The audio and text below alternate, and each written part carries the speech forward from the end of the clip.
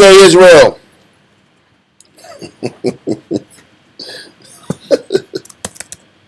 Shalom, Israel. Hope everybody's doing well.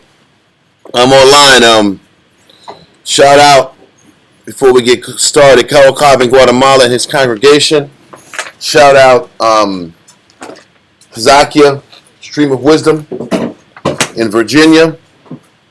Quatazop in Houston, and Zion in Rochester, New York. Hope your brothers doing well today.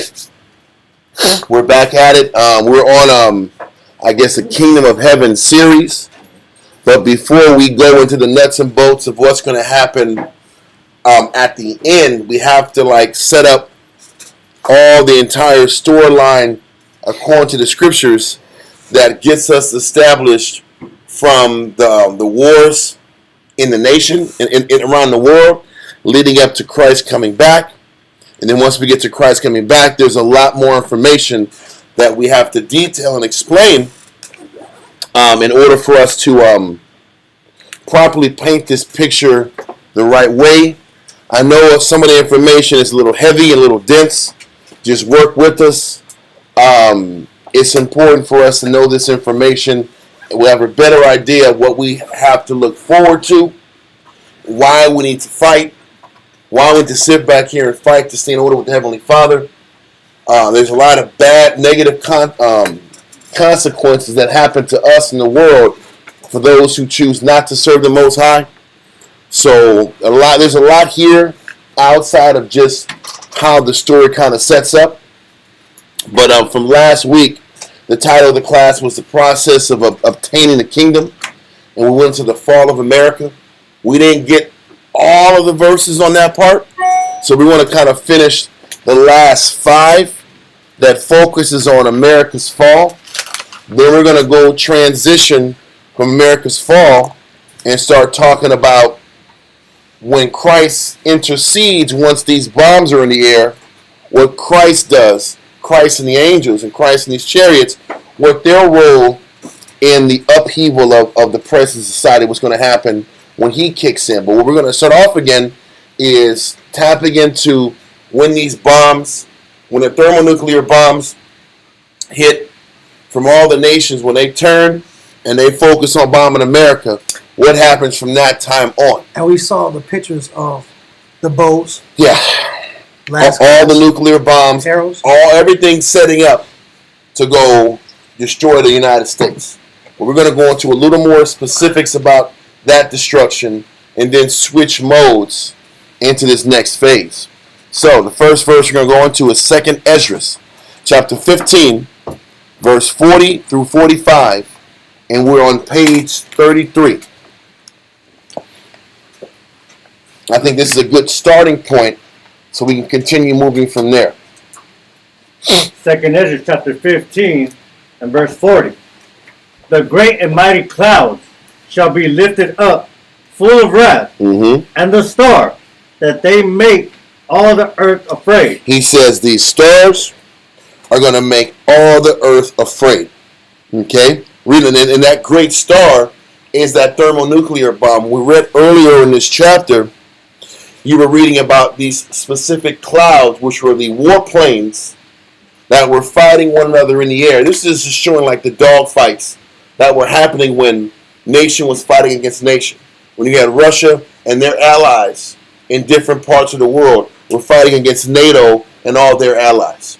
And in the midst of all the fighting and the dog fighting and the shooting down of planes, the shooting down of missiles with different air defense, because that's how war is now. It's less Top Gun.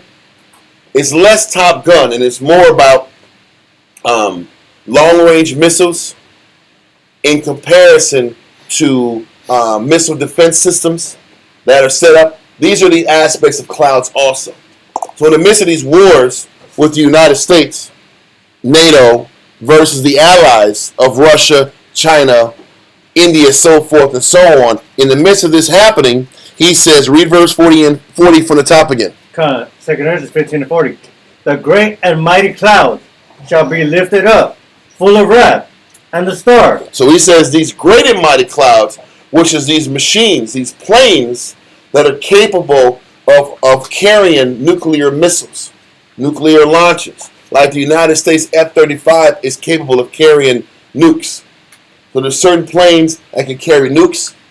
There's certain devices that can transport these nukes from point A to point B. That's this great cloud, great and mighty clouds, plural. It says, shall be lifted up full of wrath, meaning with the intent to destroy. Because once these coordinates are set out, whether it's in Paris, France, Moscow, Russia, Dresden, Germany, that's one of the smallest cities, but the biggest city in Germany, the bigger cities in Italy, Rome, all these spots are going to be, their coordinates are going to be set out, and great wrath is going to be established from these planes that are ready to sit back here and drop these bombs. Read on. And the star. And the star, read on. That they may make all the earth afraid. This star in particular makes the entire earth afraid.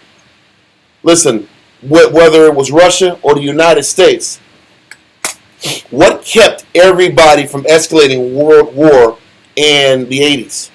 What kept everybody from really escalating war when it was during the Cuban Missile Crisis in the 50s? It was the fear that they could sit back here, Russia and the United States could push the button, and it's this mutual destruction across the board. That kept everybody on their toes, everybody afraid, everybody from escalating anything. But the way things are happening now, escalation is inevitable.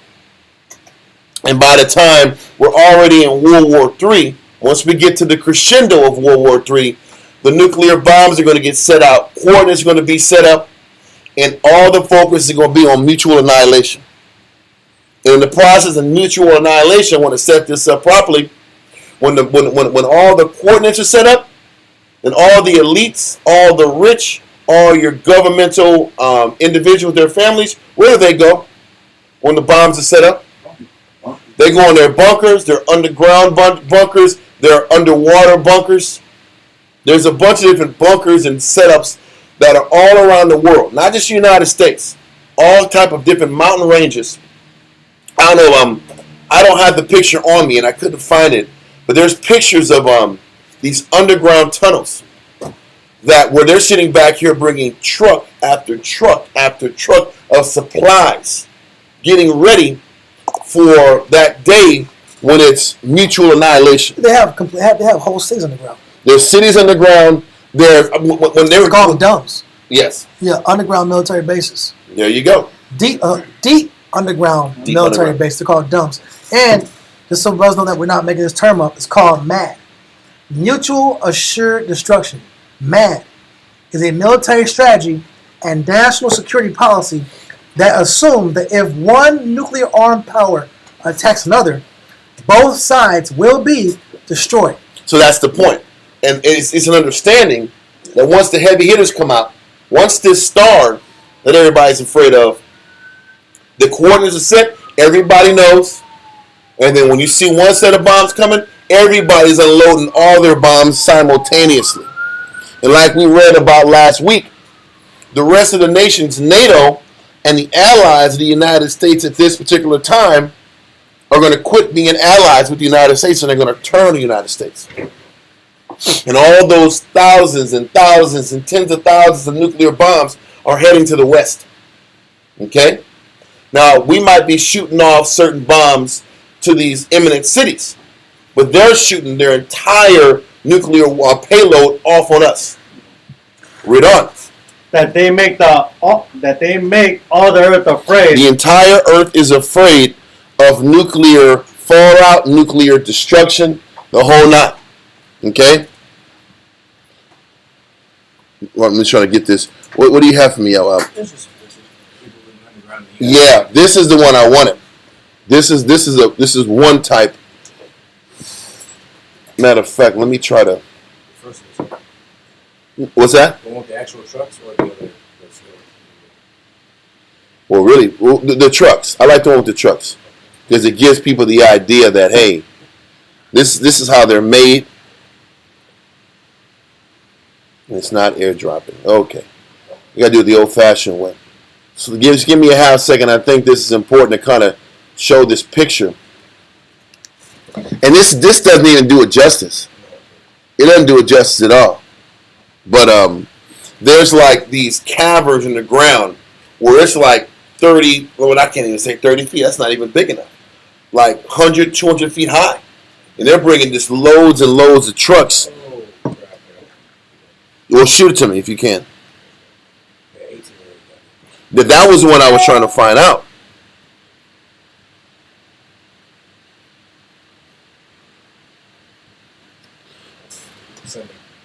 If you can, there it goes. This is the one. This is more like it. Yeah, I've seen ones even worse than this. But why don't you just email it to isbhpj so I can take a look at it properly. Anyway, all I'm trying to explain is that here's the picture right here. I'm trying to shift it over. When you need to and on a pinch, it doesn't want to lock in. Let me see. Yeah, I don't think I'm going to be able to transfer it. Not the first one, at least. Yeah, the second one's better, yo. That one's better. Read that verse again. 2nd Ezra 15 and 40. The great and mighty clouds shall be lifted up full of wrath, and the star, that they make all the earth afraid, and them that dwell therein. And they shall pour out over every high and eminent place. He says these stars are going to pour out over every high and eminent place. And none of those images are actually going to come through. I don't know what the problem is, but it is what it is. Oh, Matt, you know what? I got it. It's going to work out. I'll use it later. So these bombs are going to go to every high and eminent place. Those are major cities all across the world. These bombs are dropping. Nuclear fallout's going everywhere. So from there, continue in verse 41. No, this, yeah. Yeah, I didn't finish that one. And they shall pour out over every high and eminent place an horrible star. And a horrible star, because the amount of destruction of this falling star is going to be outrageous. Okay? Hold this. Read Isaiah 13, verse 9 and 10. Then we're going to go back to 2nd Ezra. Isaiah 13, verse 9. Isaiah chapter 13, verse 9. I'm ready. It says, Behold, the day of the Most High cometh, cruel, both with wrath and fierce anger. Listen, when the day of the Lord really comes, all the praying and hoping is going to be out the door. By this time, it's about execution of justice. Were you on point or not? Did you serve the Most High or not? Did you sit back here and really work on fixing what's inside of yourself or not? Okay? He's like, this is going to be cruel, both with wrath and fierce anger. Read on. To lay the land desolate. He said the land's going to be laid desolate. There's going to be nothing left. This world's going to be laid out and wiped out. It's never going to be the same. America's going to be completely destroyed. But the rest of these countries in Europe and all around the world are going to be, we're going to be brought back damn near to the Stone Age. Okay, but let's keep going. And he shall destroy the sinners thereof out of it. He's like, the sinners are going to be destroyed. Every one of us that chooses not to serve the Most High with gladness and joyfulness of heart, this is the day, this day is waiting for you. If you're in America, the scariest thing in the world is to be looking up while them bombs are coming down. Yeah. And you're not getting picked up. That's the worst thing in the world that can happen. Okay? Read on. Verse 10. For the stars of heaven and the constellations thereof shall not give their light. He says, the stars of heaven and the constellations shall not give their light. Why won't the stars shine? And why won't the constellations shine? Smoke. All the smoke. Yep. It's going to be that much smoke and debris in the sky. Dust in the air. Debris, nuclear fallout, dust, you name it. Everything you're going to be completely plastered if you're in different European countries with dust and dirt. Remember when 9/11 happened and the bombing and the towers fell down and were demolition. Yep. All of it was smoke and soot. You couldn't see none of the sky. There were volcanoes that went off years ago, and that all that soot and smoke and dust would go miles and miles and miles and fall on people. Okay. So this is way more powerful than a volcano. God. So this is what's going to happen. This is why you're going to keep reading repeated all throughout the chapters about the sun and the light being darkened. Let's continue. It says, the sun shall be darkened in his going forth, and the moon shall not cause her light to shine. Because of all of the nuclear fallout and the destruction around. Let that go, and let's go back to 2nd Ezra chapter 13, verse 41 now. Come on, 2nd Ezra 15 and 41. 15, Slaki, 15. Fire and hail and flying swords and many waters. And we talked about those flying swords being these bombs. Just the regular bombs. Fire, which comes from the explosions. Hail, flying swords. Read on. That all fields may be full, and all rivers with the abundance of great water. Mm-hmm. There's going to be bombs and destruction from the waters also. Read on. And they shall break down the cities and walls, mountains and hills, trees of the wood, and grass of the meadows, and their corn. Everything. Listen, harvests are going to be destroyed. Food supplies are going to get wiped out. Food supplies are going to be toxic. When these nuclear bombs hit, everything is toxic for a period for multiple years. Think about that. Everything's going to be dead. Listen, America's going to be wiped out completely. But the major cities of all these countries surrounding it, it's going to be hit hard. Food supplies are going to get hit. Water's going to get hit. How's people going to eat? How are people going to eat and survive? Let alone get to a doctor and get medical treatment with all your body having these toxicity levels that are off the charts. Read on. 43. And they shall go steadfastly unto Babylon, and make her afraid. Mm-hmm. These bombs, all this weaponry, all this attack is going towards Babylon. The majority of it. Read on. And they shall come to her and besiege her. The star and all wrath shall they pour out upon her. Listen, when it says they're going to besiege her, not people. The bombs are going to besiege her. The number of hundreds of nuclear bombs are going to sit back here and destroy America. The bombs are going to besiege America. Read verse 44 again. Come. They shall come to her and besiege her. The star and all wrath shall they pour out upon her. Then shall the dust and smoke go up unto the heaven, and all they that be about her shall bewail her. Listen, everybody that partook in America, everybody that loved America, they're going to bewail America. That goes into Revelation chapter 18. I don't want to go there because it's going to take it off the point too much, but Revelation 18 talks about all the merchants are going to sit back here and see America and say, man, Babylon the great is fallen. Right. The place where we were coming up and surviving and making money off of and lived off of, this place is no longer here. Okay? There will be no corporations out there. Listen, corporations. There's no more Starbucks. Bank systems of corporations. That's going to be a thing. That's going to be an antiquated idea. Yeah. It's going to be a thing of antiquity. Yeah. So, matter of fact, you know what? I might as well read Revelations 18, verse 1 through 3.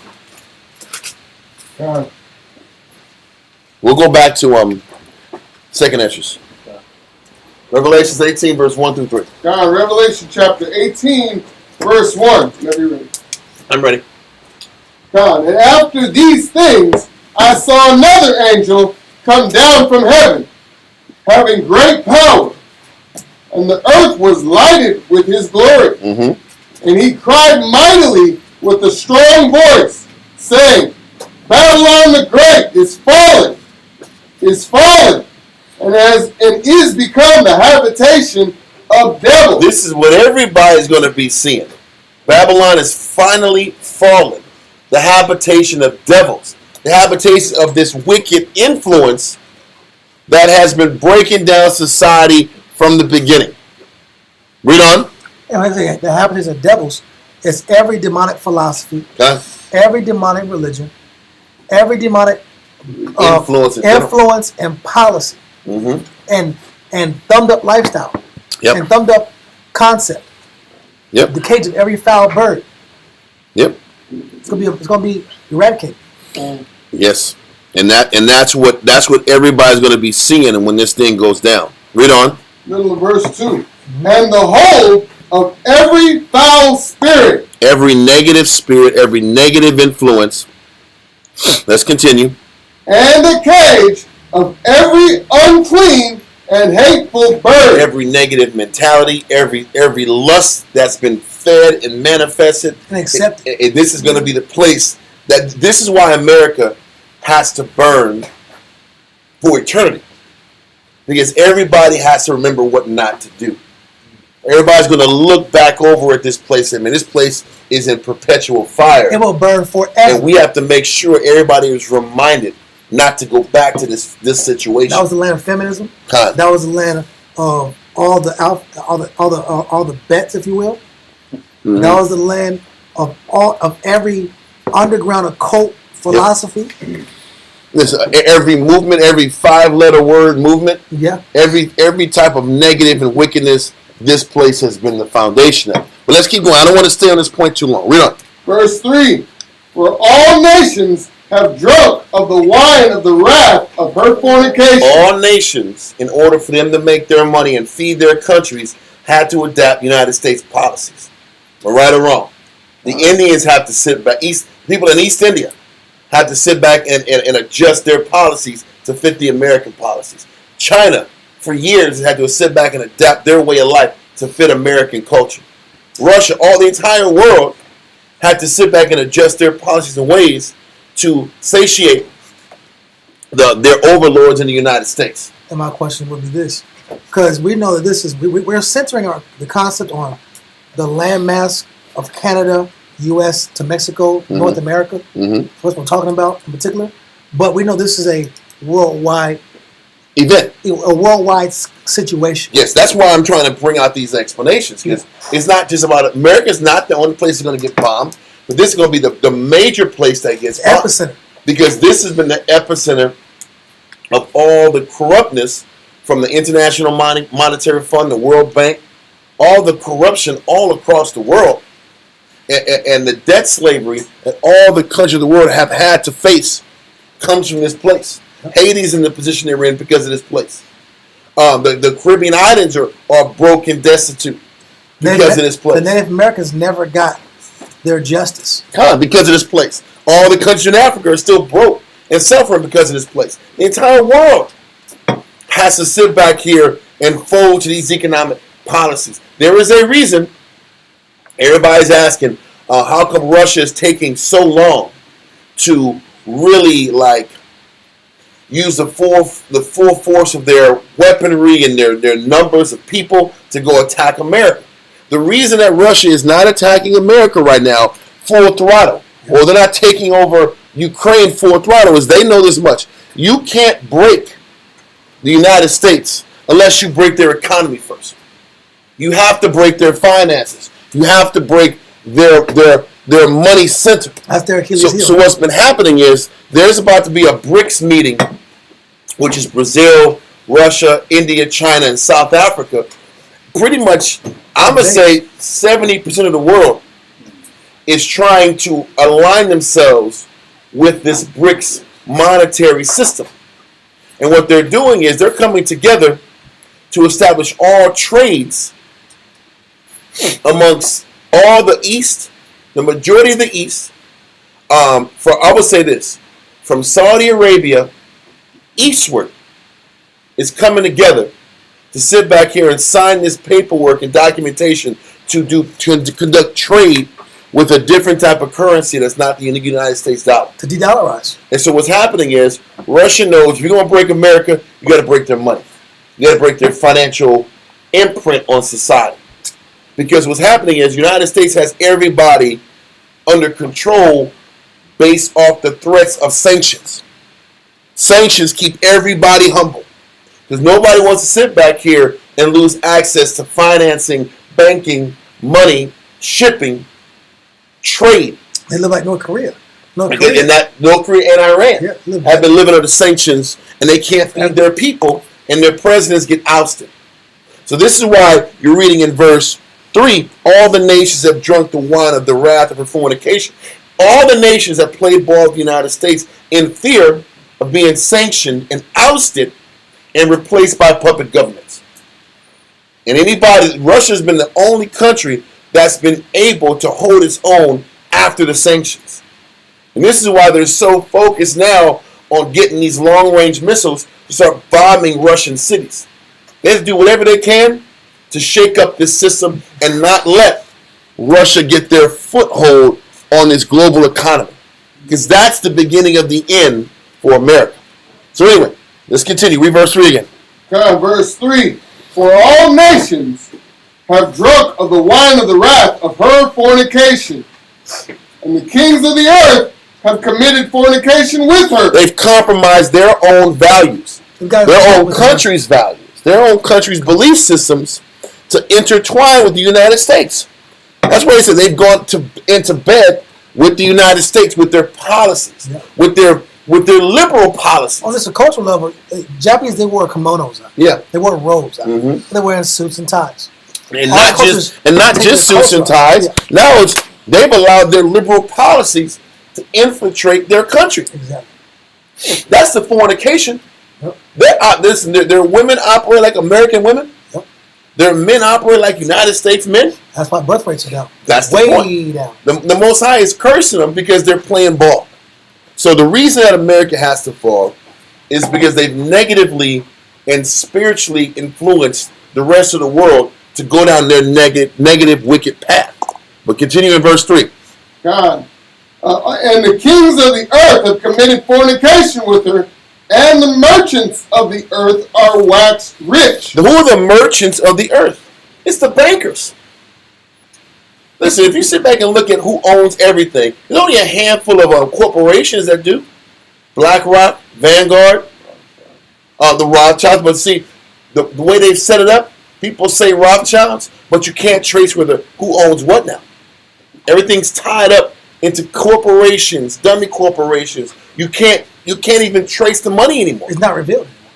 You can't trace it. If you want to know who owns Vanguard and who owns BlackRock, you can't find out. But Vanguard and BlackRock own pretty much all the American corporations. Just those two companies own damn near everything in the United States. And they sit back here through other dummy corporations and own different parts of Europe. But you can't put your finger on as to who has it. So these are the bankers. These are the ones who are the merchants. The ones who are doing business and control pretty much all of governmental policy. Do you think Joe Biden is pulling strings and making decisions for the country? This dude's taking a dump in his drawers in Europe. Listen, I saw it. He sat back here, and he looked like my grandson when he got to do something. My 1-year-old. And you sit back and you stop what you're doing. You got a little squat. You pop a squat, and you don't move at all. You like this. Joe Biden did that. Literally, he was sitting back here next to Macron, and he just did this. I was like, man, that guy's doing it. You ever see that meme with the caviar? And he said,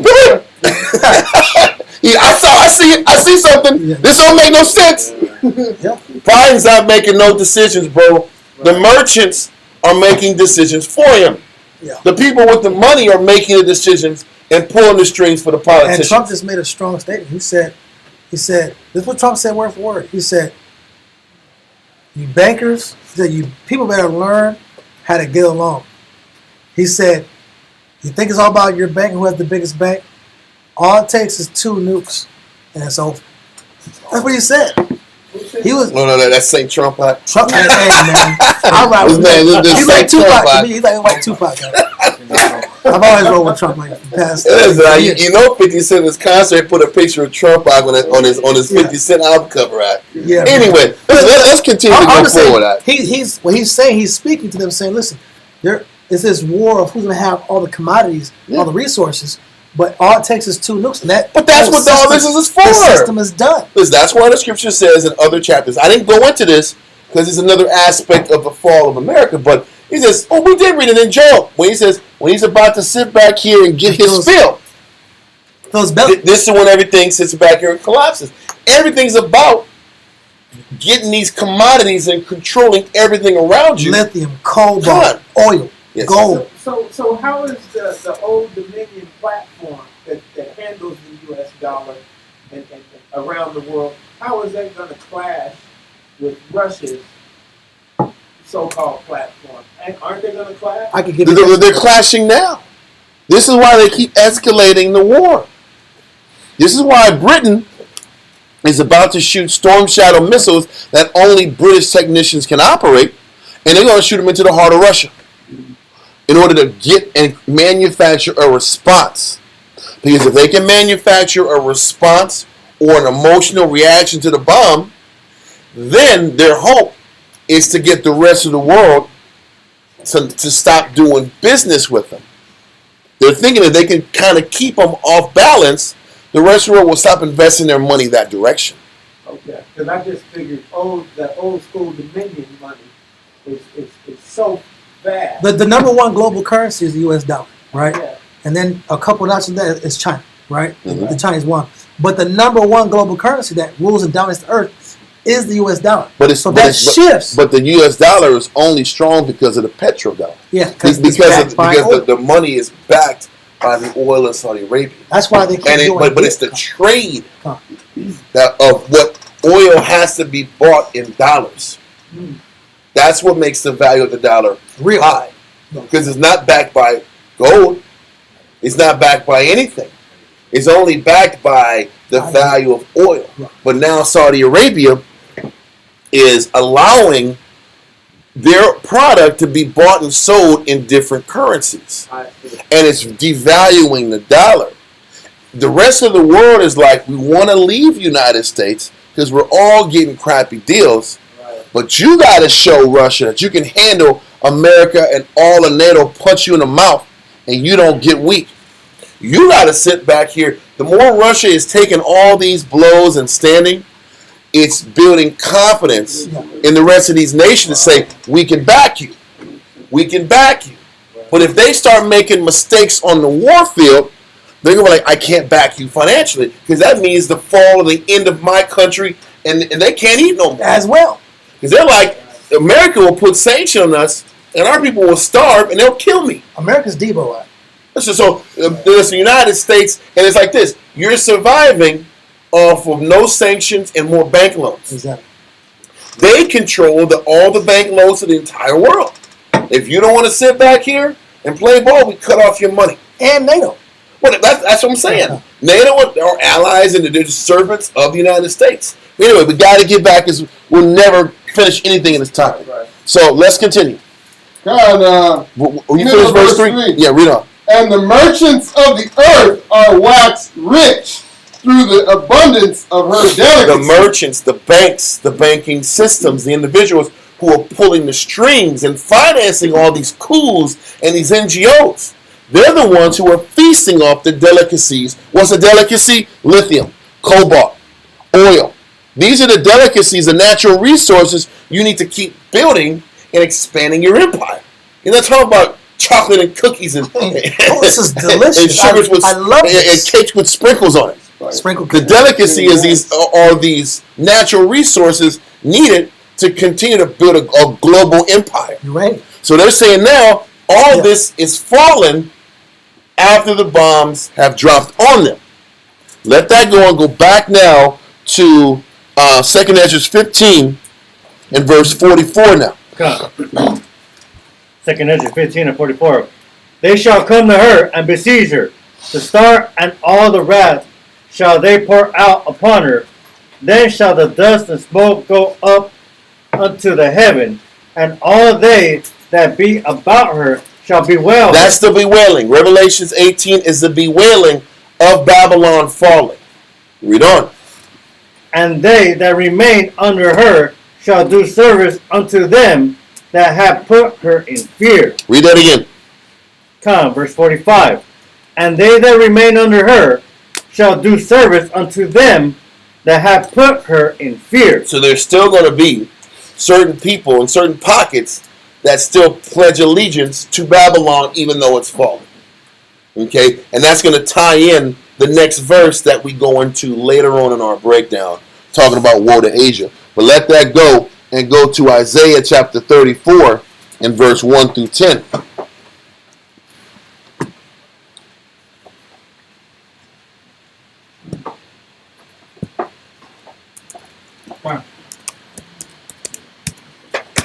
Isaiah chapter 34 and verse 1. Come near, ye nations, to hear. Nope, Salakia. I went to the wrong chapter. My fault. We're not there yet. Keep that in your back pocket. We're going to Revelation 6 and verse 12 through 17. My fault. Revelation 6 is first. Revelation chapter 6, verse 12 through 17. Okay. Revelation chapter 6 and verse 12.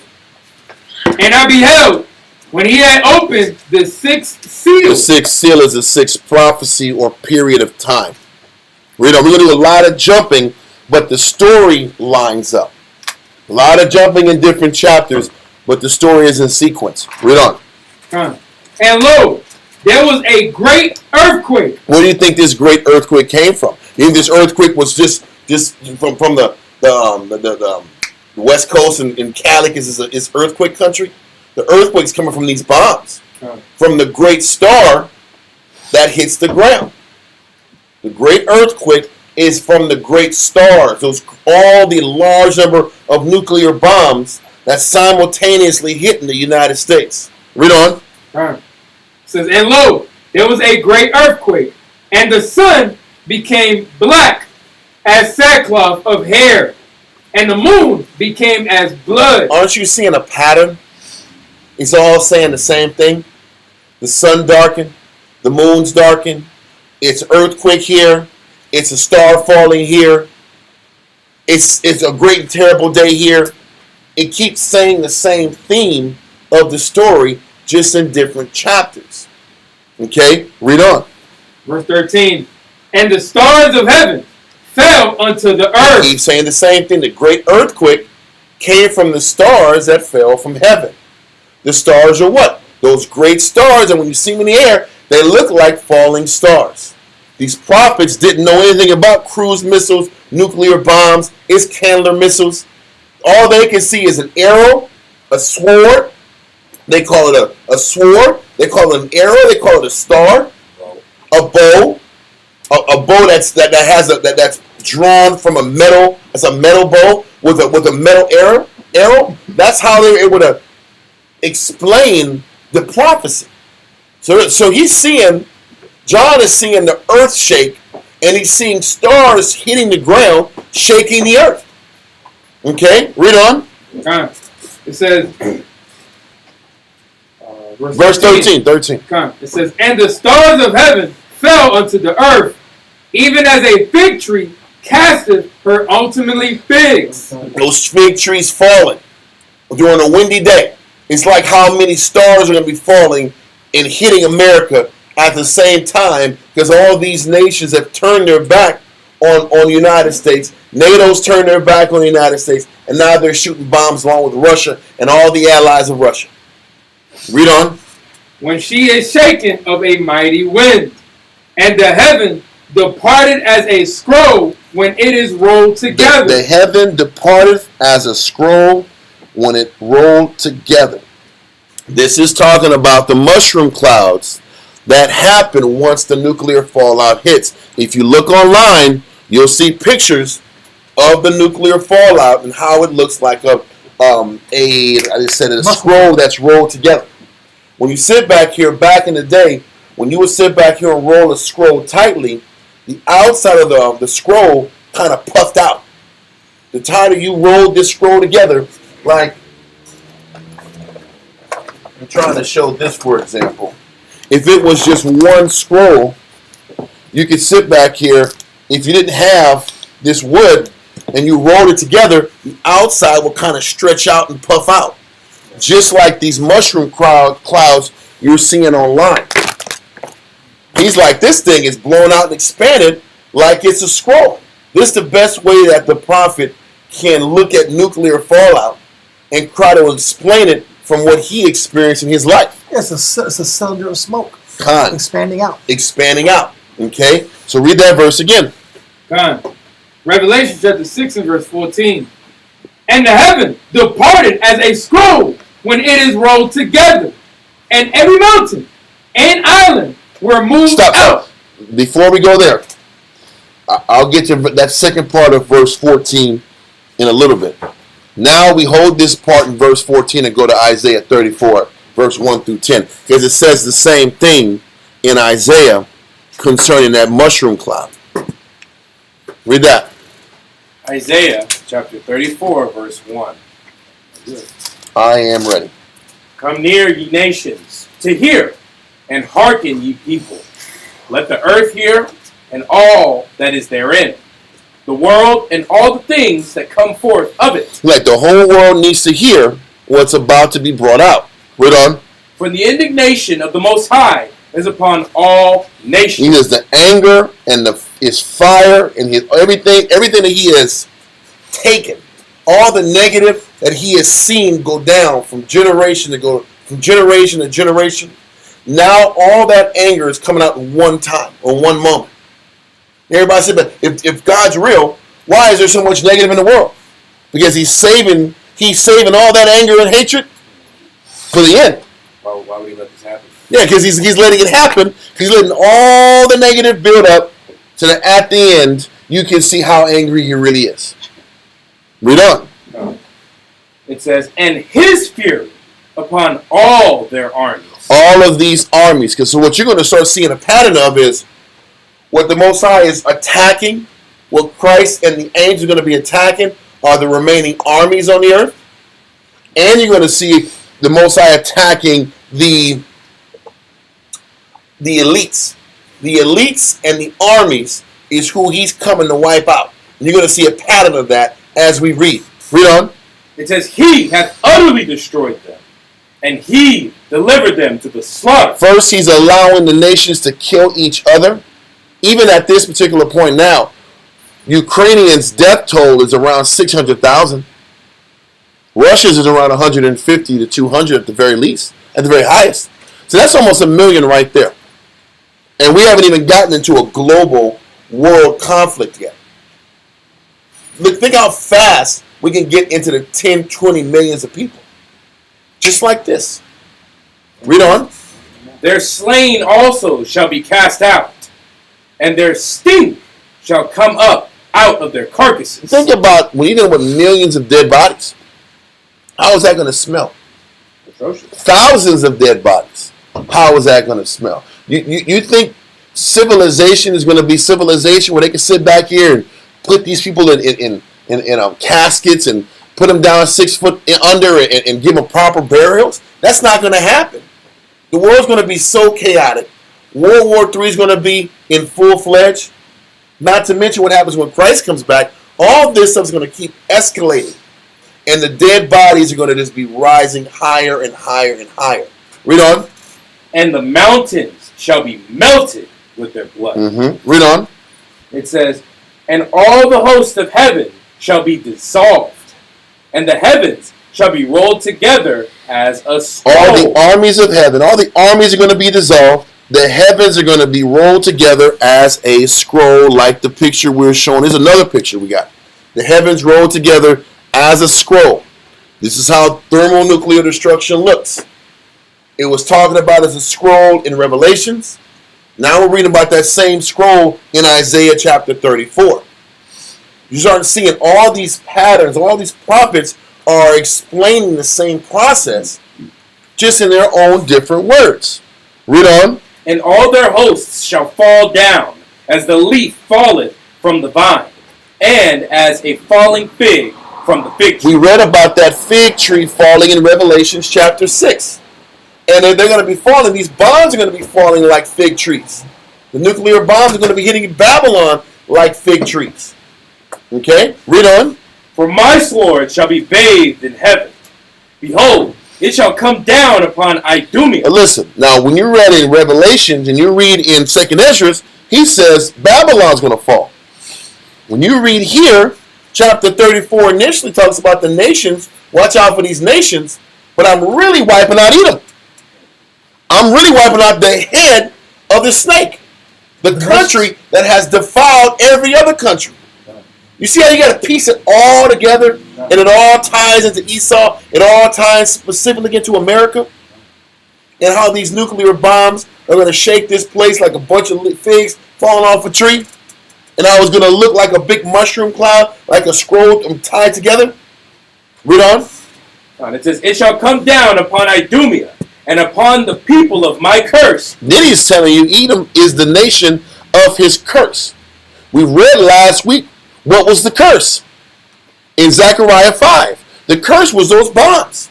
He says these are the people that are going to endure the curse that I allowed you, Oppenheimer, to learn in the first place.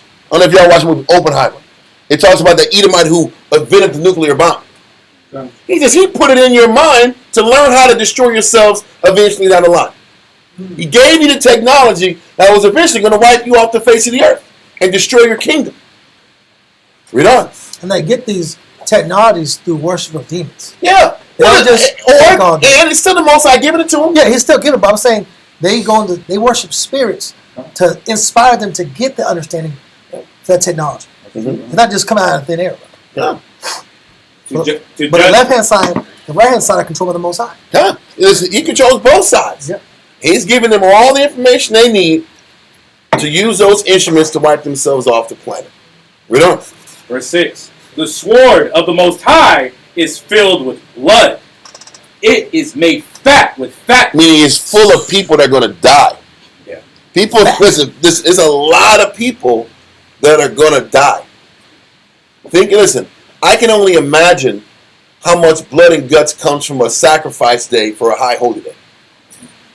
Remember reading all these chapters about all these animals for these gatherings? How much blood and guts is getting burnt up to the Heavenly Father? Think about that. All these entrails are getting cut open, animal after animal after animal after animal. That's bloody and nasty. This is what he's explaining it like. He's like, it's the same thing as the blood of lambs and the goats and the fat of kidneys of rams. Imagine hundreds and hundreds and thousands of animals getting sacrificed. He's like, that's going to be the same sacrifice when I sit back here and wipe off Edom off the planet. When I wipe off this country off the planet. And when we're looking at it from a thermonuclear destruction, bodies are getting exploded. They're burning, they're exploding. This is gross. People don't even know how bad it's going to be. We're not even psychologically prepared to see a missing body part here, no leg here. Have you ever seen those explicit videos on Twitter that show these children from Gaza? These guys are holding their child and the child's lifeless bodies in their hands, and they're screaming in their native tongue about why. And you see a kid has no leg, no arm. They were too close to an incendiary bomb, and their whole face is like gray. Half of their body is gray, and the rest is lifeless like their normal color. We think just because you watch some TV and play some video games, we know what death looks like. We don't. Well, let's continue. It says, "And with the blood of lambs and goats." It says, "With the fat of the kidneys of rams, for the Most High hath a sacrifice in Basra." Basra. He says, here's a sacrifice in Basra. It's messy. It's nasty. It's dirty. It's bloody. I would imagine those porters and those temple servants were just cleaning blood and guts all damn day long. That's a hell of a job to do. There's going to be a sacrifice in America because Basra was the capital city of Edom. Okay, that's why it says there's going to be a sacrifice in Basra. Read on. It says, "And a great slaughter in the land of Idumea." Jump to verse 8. 34 and 8. It says, "For it is the day of the Lord's vengeance, and the year." No, read verse 7. Read verse 7 is fine. Isaiah chapter 34, verse 7. Mm-hmm. "And the unicorns shall come down with them, and the bullocks with the bulls, and their land shall be soaked with blood, and their dust made fat with fatness." He's just explaining that all the deaths and the destruction in all these European countries is similar to how all these animals are sacrificed on a high level and how bloody and messy it is for these sacrifices. It's going to be this bloody in America. Read on. For it is the day of the Most High's vengeance. This is the day that the Most High is going to take out all those years of disobedience on the entire world. Read on. And the year of recompenses for the controversy of Zion. For all the wickedness that was done to the children of Israel. Recompense means payback. Con. For all that negative and all that wickedness that was done to our people. Read on. It says, and the streams thereof shall be turned into pitch, Mm-hmm. and the dust thereof into brimstone. If the streams are turned to pitch because the water's going to be no good. You're not going to be able to use the water around these thermonuclear bomb locations. That's why I said earlier, we're going to be going back to the Stone Age. Based upon how messed up it is. Water, there's all these water units, all these every city has like a water purification unit. All these places are going to be spoiled. Water's no good. Just imagine how bad life is when all the water is contaminated. All the food is wiped out. Yes, sir. Forgive me for being ignorant about these scriptures, but are those animals a representative of people? Yes, he's telling you that just like the animals get sacrificed and how bloody it is when these animals sacrificed, right, is how the human beings are going to be sacrificed and wiped out. He's going to be that bloody, that messy, that nasty. Okay. That there's other verse where it says the blood rise up to the bridles of the tip of the bridle on a horse. It's that much blood. Well, let's keep going. What you got? Yeah. I'm just making sure. I do that. I'm just making sure we're cool, man. Read on. Verse 9, it says, and the streams thereof shall be turned into pitch, and the dust thereof into brimstone, and the land thereof shall become burning pitch. Listen, America is going to be a burning pitch, a burning country of fire. Okay? Read on. Verse 10, it shall not be quenched night nor day. This is what we were saying earlier. America is going to stay burning. It's going to be perpetually burning day and night. Read on. It says, the smoke thereof shall go up forever, from generation to generation. From generation to generation. After America falls, America's going to constantly be burning after. That means when we have the kingdom in Christ, you're going to still see, everybody going to still be able to see, hey, this is the place what was the source of all the wickedness on earth. Don't be like them. Don't ever be like this country again. You'll see what not to do with what not to be negative. And this is going to be perpetually burning forever. Okay? Read on. It shall lie waste. None shall pass through it forever and ever. And you're never going to be able to pass through it. You're never going to be able to get through it. It's going to be burning. The whole country is going to be burning. It's the lake of fire. That is the lake of fire that you read about in the book of Revelation. The forbidden book. Yes, Zach? You know they have more oil here than anywhere on earth. They just don't say nothing about it. They want to use other The same thing. Yeah. So that could be it. If these piles of petroleum up under this, The Most High is going to allow it to perpetually stay in fire. Get hit and burn. Con. Or whatever the Most High wants to do, he's going to keep it perpetually burning. Right. There's other fire coming that we're going to break down after this. This is just from thermonuclear destruction. This has nothing to do with the chariots. We're not even talking about the chariots yet. Right. We're not even talking about what's going to happen when Christ comes back. That's a whole nother breakdown. Wow. That's why I'm trying to get through this so we can get to the other part. Part 2. Anyway, let's keep going. Keep asking questions because, listen, I don't want to rush it. We're not going to rush it. No, let this verse go and jump back now to Revelation 6 and verse 14 again. Revelation chapter 6 and verse 14. Yeah? Revelation chapter 6 and verse 14. And the heaven departed as a scroll when it is rolled together. We talked about that heaven being the thermonuclear destruction, blowing up and destroying the country, right? Read on. And every mountain and island were moved out of their places. When people sit back here and see the word island, we think Hawaii. An island is a continent. He said the continent of the United States is going to be moved out of their places. It's going to be split in multiple pieces. We're going to explain this. But read on. Verse 15. And the kings of the earth. Matter of fact, hold on. It says the continent is going to be moved out of their places. Give me Revelation 16. We're going to hold this. Revelation 16.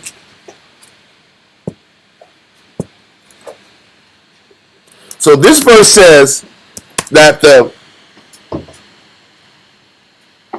mountains and the islands or the continents were moved out of their places. And we're going to sit back and read Revelation 16, verse 17 through 19. Read that, Revelation 16, verse 17 through 19. Revelation 16, chapter 16, verse 17.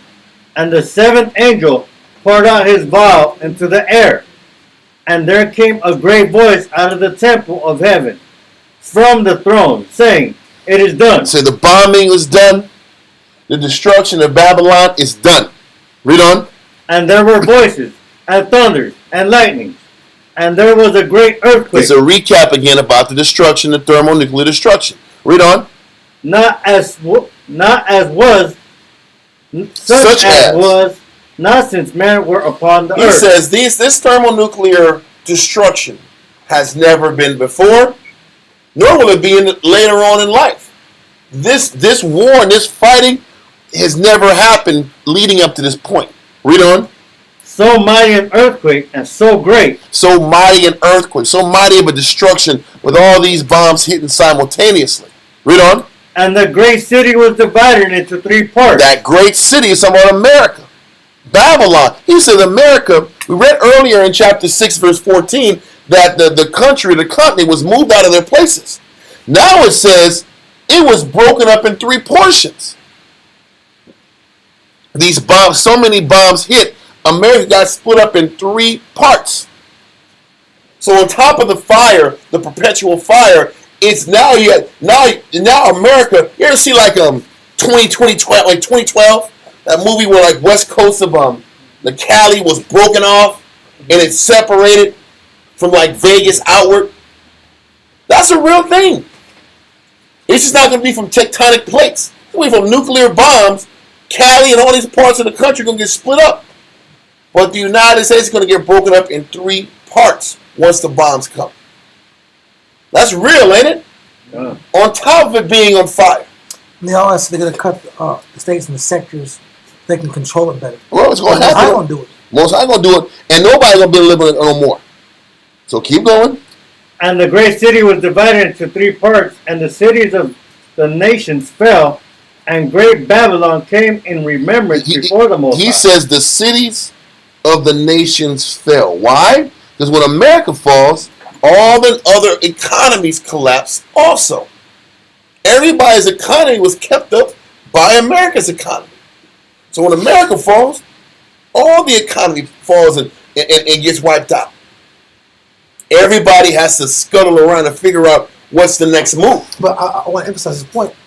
This way of living, the corporate lifestyle, the democratic lifestyle, the capitalistic lifestyle, even the socialist lifestyle, all these cultures, bro, we're going back to walking, horses, mules. Walking Dead, minus the zombies, That's bro. the future. The future is you're going to sit here and live like the Stone Age. You're going to live in primitive times. The future's not, oh, man, the Jetsons, man. Have you seen the future? They're flying cars. The cars are flying. It's amazing. The future's, have you seen it? I'm going to have a hologram on my wrist. What's up, John? No, that's not the future, bro. The future is you're going to get some sandals out. You're going to walk. You get some sandals. Not even boots out. Get boots out. You got to have Sandals are difficult, out. You might have to get some You better get some Doc Martin sandals, like them thick ones out. You better get some tires and get some tires. That's like Doc Martin style. That's what I'm saying. Exactly. Ham does that. It was African countries. They get tires out and they make these shoes off these tires They get out. the tires and they form into shoes. And you're going to have to sit here and get clothes and wrap your head up. And you're going to be dressing real whack. You're not going to be looking in no fashion. You're going to just cover your body and survive. It's the straight essentials. Yeah, you're not. That whole idea of mascot's going to be amazing, but you're going to be wearing rags. Listen, All I'm saying is I'm not I'm talking saying about the rags. it's over. It's All the over. fashionistas are out of there. No more fashionistas. What are we trying to say? What we're trying to say is, where should we be gearing our mind towards? A lot of us want to sit back and live comfortable and want to just have fun and party and enjoy life. Is that really where we should be sitting back here and building our mind and focusing our mind on? Because everything's going to switch overnight. And then when everything is said and done, what have you done for the Most High? What have you done for the Lord? That's it. What have you done in consideration of Him? The whole world is consumed with what they got going on. Everybody's consumed with how they're living and what their circumstances are. How many of us are really focusing on, am I prepared to meet Christ? Have I done enough work to please Him? Because that's what this is when it matters. But the scripture said, like the days of Noah, nobody's going to know exactly when it's going to happen. We know signs. We know a little bit we know the patterns that lead up to this. And we're going to go into what happens. But we better work on our conduct now, so when it comes, we'll be ready. But it's closer than you think. We always tell ourselves we have a little more time. We have a little more time. Mosiah is stretching this out longer than you think already. We're getting more time now. Anyway, read verse 19 again. Not the COVID people should figure it out. Well, you know. Revelation 16 and 19. And the great city was divided into three parts, and the cities of the nations fell. America is going to be, with all the bombs, are going to get split up three ways. You see how every chapter kind of focuses on different aspects of the same thing? Other verses where we're talking about the perpetual fire, it is, as I say, it's split up in three parts. We have perpetual power, a perpetual fire, split up three parts. All of Babylon's lovers and people that partook in their way, they're mourning now, they're collapsed, they're reeling. Continue. And great Babylon came in remembrance before the Most High, to give unto her the cup of the wine of the fierceness of his wrath. All the Most High is saying, I'm giving Babylon what they deserve. All of this happening, all these bombs hitting America is what America deserves. So for those of us who are comfortable here, that's not a good sign for you either. Let that verse go. And let's go back to Revelation 6 in verse 15 now. Okay.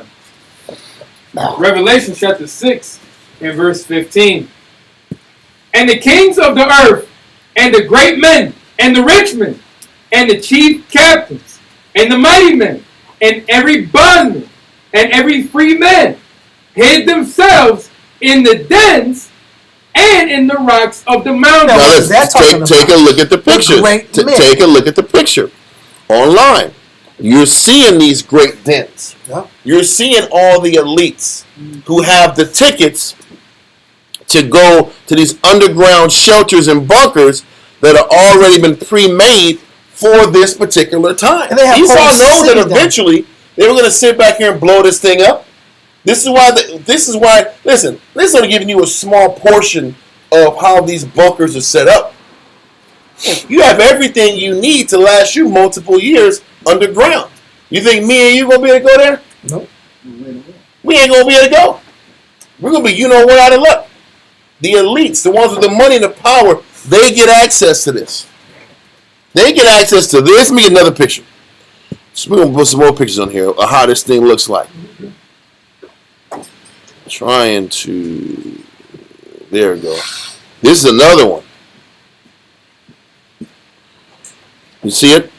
It's a luxury. This is a luxury nuclear bunker. Silo, yeah. It's a luxury nuclear bunker. Look how many levels it is, man. This is what the elites are having planned out. While we're sitting back here dying because there's no water, there's no food, there's no resources. Everybody's dying up top. There's fire, there's nuclear destruction, there's nuclear holocaust, and the elites are chilling on the ground. Hunter Biden, all these guys, the Obamas, they're smiling on the ground, huh? He just built a bunker. Well, but listen, they might have their personal bunker, but the elites have their bunkers set up all around the world in mountain ranges, ready to go. Okay? So read that verse again, verse 15. Revelation chapter 6 and verse 15. And the kings of the earth, and the great men, and the rich men, and the chief captains. I got it right here. It says, Mark Zuckerberg wants to build a $260 million bunker on a hidden island that goes into the ocean. And it's going into the ocean because they're going to go into the mountain ranges, deep underground in the water.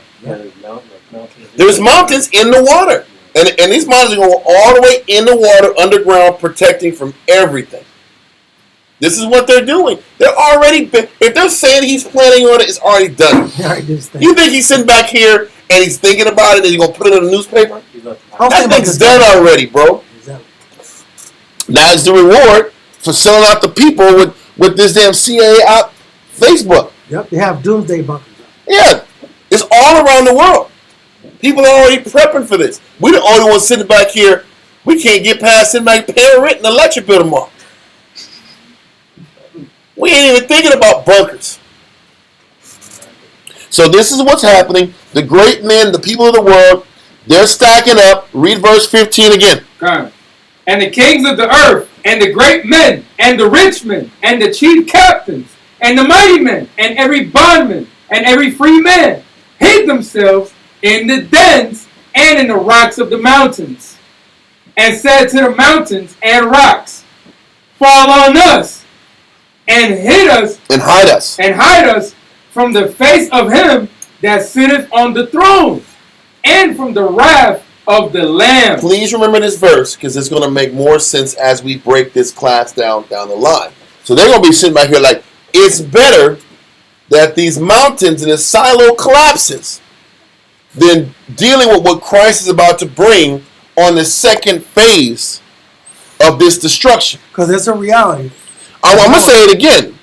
The people are saying, let this silo and let this doomsday bunker fall on us. I'd rather this fall on us and we die than what Christ has got waiting for us when he comes back down. Because this burning is only one aspect of how the world falls apart. Okay, I want to be clear with that. Now we go into the second phase of the class. Okay, now let's go real quick. 2nd Ezra, chapter 13.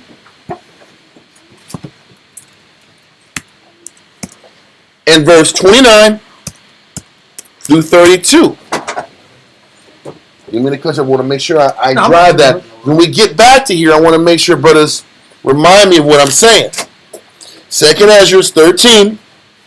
It's about better this silo and this mountain. I just want to keep focusing on this silo situation. Yeah, I want to focus on too. Yes, okay, because we're going to get back to that. 2nd Ezra 13, verse 29 through 32. 2nd Ezra chapter 13, verse 29.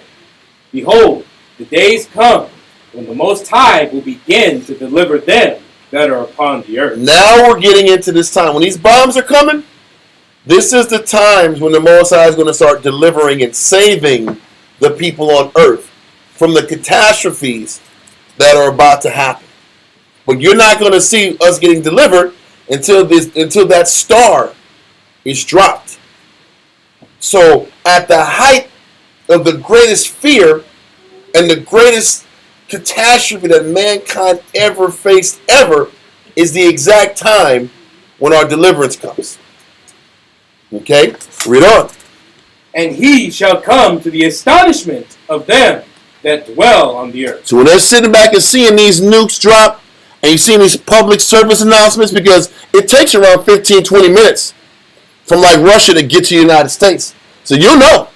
It's flying, get ready, it's over. And then when everybody's sitting back here waiting and niggas don't have no damn shelters. Something about TikTok. Look like this. Hey, what else you gonna do? I don't know if you be like, how much you gonna do? You gonna go under a damn table out is higher than the table. That's not going to work, sir. They're going to get under the toilet and put the mattress over there. Or you gonna jump in the tub, right? Please, bro. Let's have hit one more round of like. With some alcohol. Some guys will just get some alcohol in them, right? Listen, bro, it ain't gonna work. So when this happens, Christ is gonna come to the astonishment of everybody. Okay, read on. Verse 31. It says, and one shall undertake to fight against another. But he's telling us this is also the events leading up to the fall again. Because when you read these chapters, they're saying the same thing. Before Christ comes back, nation's going to be against nation. People against people. Okay, read on. One city against another. One place against another. One people against another. When World War III kicks in, read on. And one realm against another. One realm, one country, one belief system against another belief system. Another nation, another country. Read on. And the times shall be when these things shall come to pass, and the signs shall happen, which I showed thee before. This is why it's so important to have classes like this to give you an idea of when this thing's about to go down. Now, the class last week and this week doesn't give you the prep. Ezekiel 38 gives you the prep. We went over that a couple years ago. Ezekiel 38 gives you the preparation about when it's about to go down. These classes we've gone over last week and this week tells you when it's actually in full-fledged, full throttle World War III, what happens then. Let's continue. And then shall my son be declared, whom thou sawest as a man ascending. Then Christ comes and he's declared, and then the deliverance comes in. Let this go and go to Matthew chapter 24. Matthew 24 and verse 27 through 31. Matthew chapter 24, verse 27. Let me get it real quick, sir. Yep, I'm there. Matthew 24 and 27. For as the lightning cometh out of the east, and shineth even unto the west, so shall also the coming of the Son of Man be. So listen, it says, as lightning cometh out of the east, meaning you what? You hear it from where? From the east, and then you'll see it in the west. This is how Christ is coming from the east to the west. The whole world's going to see him. What's that? It's no different than when you're driving and you hear the little crack. Yeah. And then when it actually hits, you see the lightning far away. Then you hear the crack and it sounds like it's right next to you. Yep. And it's instantaneous. And he's going to jump on you real quick. That process explains how Christ is coming back. Read on. Verse 28. For wheresoever the carcass is, there will the eagles be gathered together. Con. Immediately after the tribulation of those days. Immediately after the tribulation, the world war, the economy falling apart, the dollar dropping. There's going to be anarchy on earth anyway. Everybody's going to be suffering leading up to the bombs. It's not going to just be war. It's going to be war. It's going to be poverty. The scripture says we have to rehearse the righteous acts. This is why we fight our tails off to rehearse the righteous acts now, to learn how to depend on one another, to work with each other, to forgive one another, to see the good in one another, because we're going to need that desperately when the spirit around the world is going to be everybody for themselves. When people are scared, who do they think about? What do I got to do to get myself out of the situation? We have to fight our tails off practicing unity now so we can rely on one another when it counts the most. Okay? So, immediately after the tribulation, read on. God, immediately after the tribulation of those days shall the sun be darkened. So what it's saying is, now we got that darkened sun again. What is he saying? After the tribulation and wars, what comes after the wars? The nuclear bombs. The sun darkens because of all the nuclear fallout and the smoke, the mushroom cloud, the whole night. You're not going to see anything, right? He uses the same language in multiple chapters. Read on. And the moon shall not give her light. The sun and the moon are not going to give their light. You're not going to see anything. It's going to be darkness and smoke everywhere from the war and the nuclear bombs. Read on. And the stars shall fall from heaven. We know these stars now are talking about the nuclear bombs that are falling from heaven. Come from these metal bowls and arrows. Right? Read on. And the powers of the heavens shall be shaken. The earth is going to shake. America is going to get split up in 3 parts. And it's going to be a lake of fire. Read on. And then shall appear the sign of the Son of Man in heaven. When the bombs are dropping is when Christ is coming. He keeps telling us the same rhythm, the same pattern. It's the wars, the tribulation, nuclear bombs. Christ is coming. Read on. And then shall all the tribes of the earth mourn. All the nations are going to mourn. Why? First of all, because America's fallen and their cash cow is eliminated. And then 2, they're going to be mourning because now Christ is going to deal with every other nation remaining. After America's blown up and destroyed in the lake of fire, he got to sit back and deal with the rest of the armies of the earth. He still got to deal with them. Read on. And the elites. Read on. Middle of 30. And they shall see the Son of Man coming in the clouds of heaven. And we know that the clouds are referring to the chariots. The whole world is going to see Christ coming down out of the 4th dimension in the chariots of heaven. Right as these nuclear bombs are coming and falling down on earth. Read on. With power and great glory. With power and great glory. Read on. That means he's going to come in large numbers. He's going to come in large numbers. We're going to explain that in a little bit. He's coming in large numbers with power and great glory. Read on. Verse 31. And he shall send his angels with a great sound of a trumpet. So not only is he coming in a trumpet in a chariot, all of his angels are coming out at the same time in chariots. Read on. And they shall gather together his elect from the 4 winds, from the one end of heaven to the other. So as he's coming down, he's got a responsibility, and the angels that come out after him, they have different responsibilities. I went over a class about this a few years ago also about the angels and how there were the reapers had different responsibilities on earth. They had certain reapers or angels had to pick up the elect. Other angels had to sit back here and pick up the elites and take them to imprison them. Imprison them or take them to the lake of fire. Yep. And then the other angels had to sit back and partake in fighting the nations with Christ. So the angels are doing 3 different things. They have 3 different responsibilities. Once again, certain angels, their job is to pick up the elect all around the 4 corners of the earth and save them from these bombs. Other angels have to sit back and get these elites and these wicked people that are hiding in the mountains, pick them up, and take them to that same lake that they were running from. And the other angels are coming to go to war with Christ to wipe out these other armies that were engaging in World War III against each other. Does that make sense? Okay. This is why if you want to sit back here and do a career path, do not go in the army. You do not want to go in the damn army. You don't want to do it. I'm just telling you.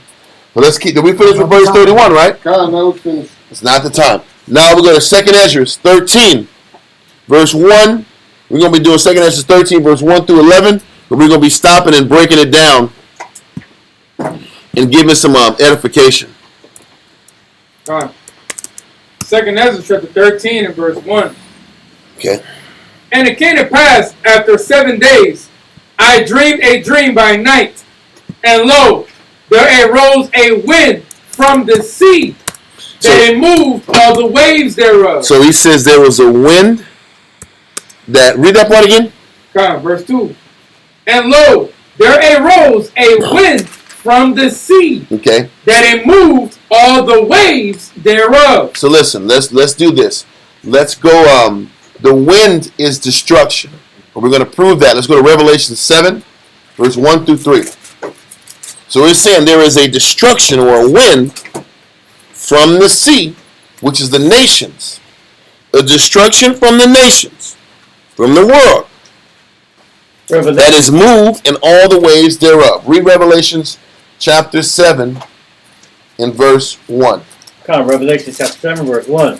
And after these things I saw 4 angels standing on the 4 corners of the earth, holding the 4 winds of the earth. So it says there's 4 angels holding four on each side of the earth, and they're holding all the destruction from coming on what's about to happen to the earth. Read on. Holding the 4 winds of the earth, that the wind should not blow on the earth, nor on the sea, nor on any tree. What it's saying is, their angels are waiting and not allowing the inevitable destruction that's about to hit the world yet. Like right now, all the destruction is still at bay until the Lord says it's time to unleash this destruction. Okay? Read on. Verse 2. And I saw another angel ascending from the east, having the seal of the living power. And he cried with a loud voice to the 4 angels, to whom it was given to hurt the earth and the sea, saying, Hurt not the earth, neither the sea, nor the trees, till we have sealed the servants of our power in their foreheads. So what's being said is the angels are like, we're not going to let this destruction hit the world until the 144,000 Israelites that were sealed get sealed. Well, this is why it's so important that we get our you-know-what together. We get our head right. The quicker we sit back here and get sealed, the quicker the destruction happens. So the angels are like, we're not going to let these bombs drop, Christ come back, until everybody that's supposed to make it is sealed. Okay? So, hold this verse and jump to Revelations 14, verse 1 through 4. We're going to explain who is sealed. Revelation chapter 14, verse 1. I'm ready. And I looked, and lo, a lamb stood on the Mount Zion. That lamb is Christ. Read on. And with him 144,000, having his Father's name written in their foreheads. And I heard a voice from heaven, and the voice of many waters, and as the voice of a great thunder. And I heard the voice of harpers harping with their harps. And they sung as it were a new song before the throne, and before the 4 beasts and the elders. And no man could learn that song but the 144,000, which were redeemed from the earth. This is not about a tune. This is about a mindset that only 144,000 men have ever been able to sit back here and attain to. Yes, sir. I have a question now. This is very scary. This is very scary because 144,000 is nothing. Does that still mean women and children included? Not the 144. It's just 144 is men. Okay. All right. I'm going to explain where everybody else fits in. It ain't just 144,000 and all y'all efforts are going to be dead after that. I don't know why y'all coming to class. Y'all wasting y'all time. You might as well get your money. You better go to the club. You better do something. Better get your drink in. You better do it. I'm going to let you know you ain't probably going to make it anyway. Dog. So it's all right. No, listen, that's not everybody's laughing. They're like, whoo, I need some hope in here, man. 144. And that's 144,000 over all lifetime. That's not talking about now. You think it's now? Nah. That's 144,000 over all a lifetime. You think Moses is sitting back here having to do this over again? No. No, Moses already got it, man. He's good. So no, all the greats, they're okay. When Christ comes back, they'll be there. Just keep that in mind. But we'll get there. Read on. We're in verse 4. It says, These are they which were not defiled with women, for they are virgins. They're not talking about physical virgins. They're talking about spiritual virgins. Meaning they weren't corrupted with the world. Their heart was always pure with the Most High from the beginning. Read on. These are they which follow the Lamb whithersoever he goeth. And they have shown that through whatever type of time period they had on earth. Read on. These were redeemed from among men, being the first fruits unto the Most High and to the Lamb. Keep this in mind. It says these men were the first fruits of the Most High. Hold this verse and go real quick to 1 Corinthians 15.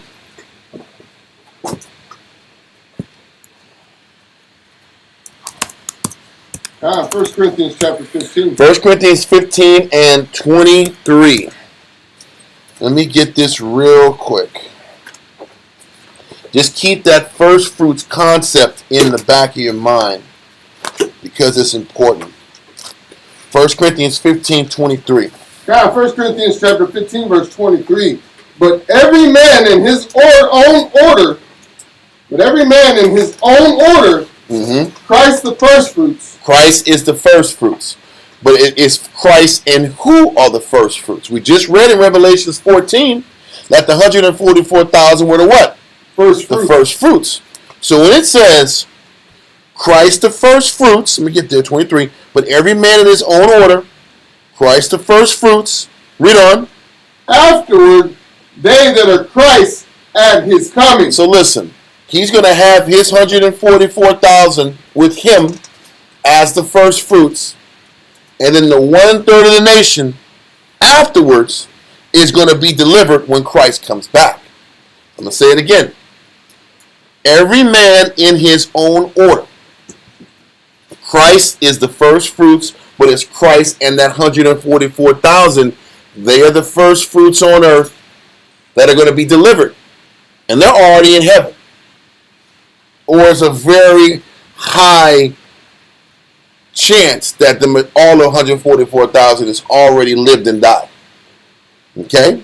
But he says afterwards, when these bombs are dropping, they that are Christ at his coming. What is it saying? Christ is going to come redeem all of us, losers.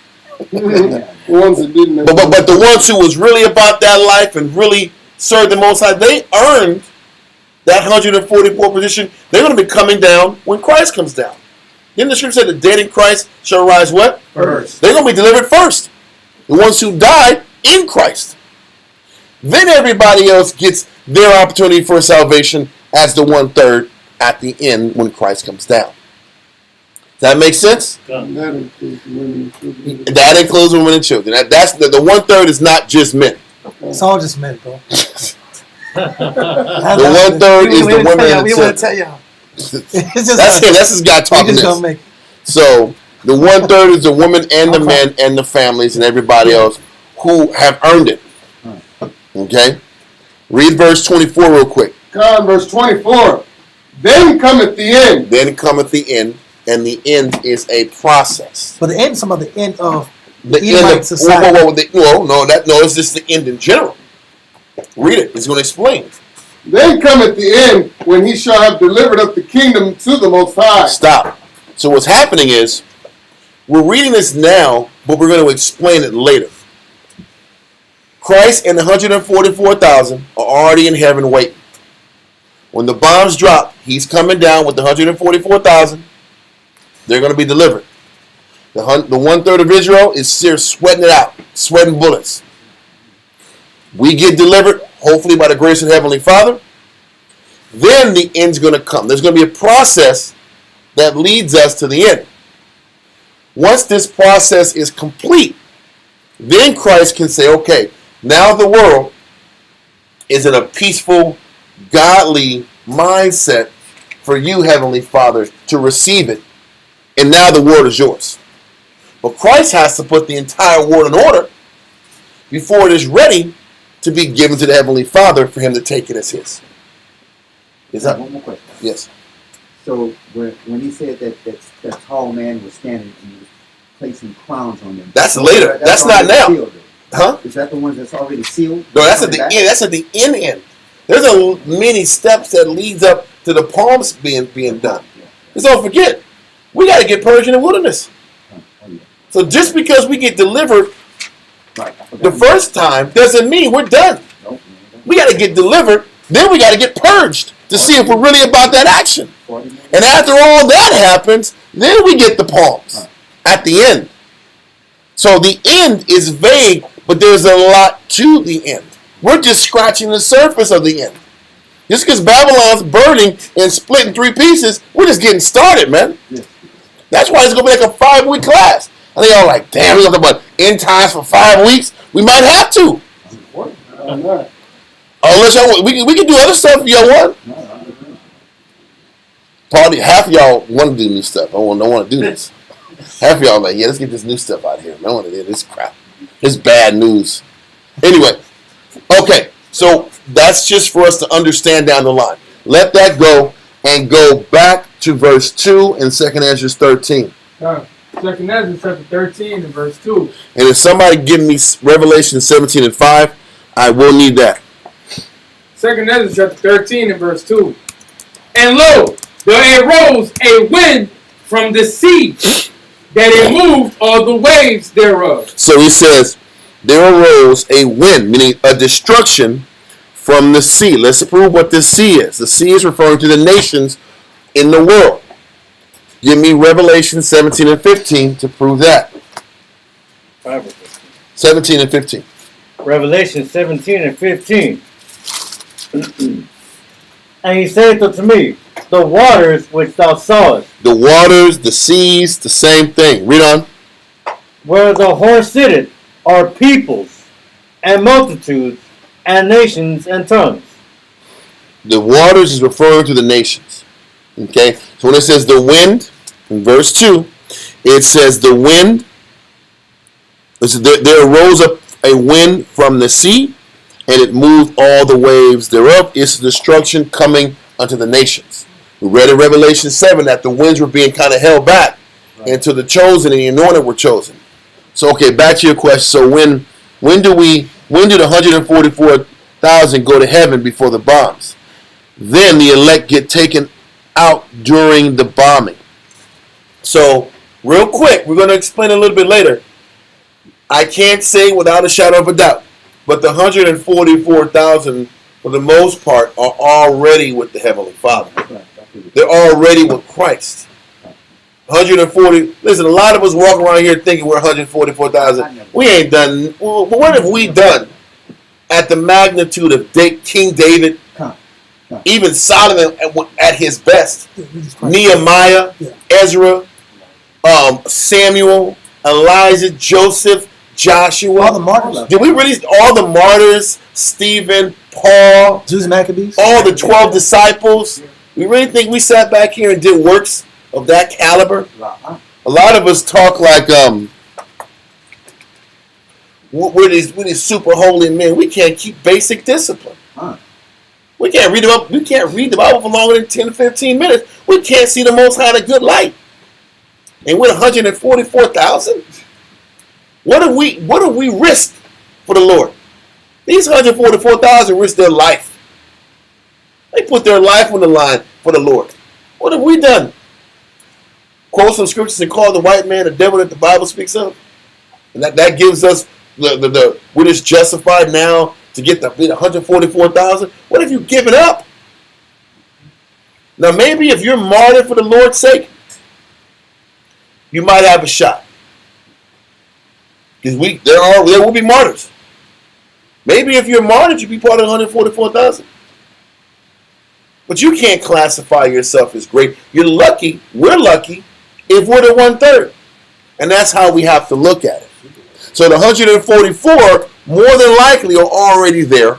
The bombs are dropping. Christ is coming down with the anointed, 144,000, that are going to sit back here and be put back in their bodies to get dealt with in the wilderness also. And then we're going to get picked up also and eventually get sent out, the 1/3, to get dealt with in the wilderness like our forefathers did. And we'll go into that and prove that later. That's how it's going to go. Okay? Okay, so where are we at? You can finish verse 2. So we understand that verse 2 in 2 Ezra is talking about the destruction in the nations, right? The sea is talking about the nations. The wind is a destruction. Let's go back in verse 3 now in 2nd Esdras. Come. 2nd Ezra chapter 13 and verse 3. And I beheld, and lo, that man waxed strong with the thousands of heaven. Now we're talking about that man Christ.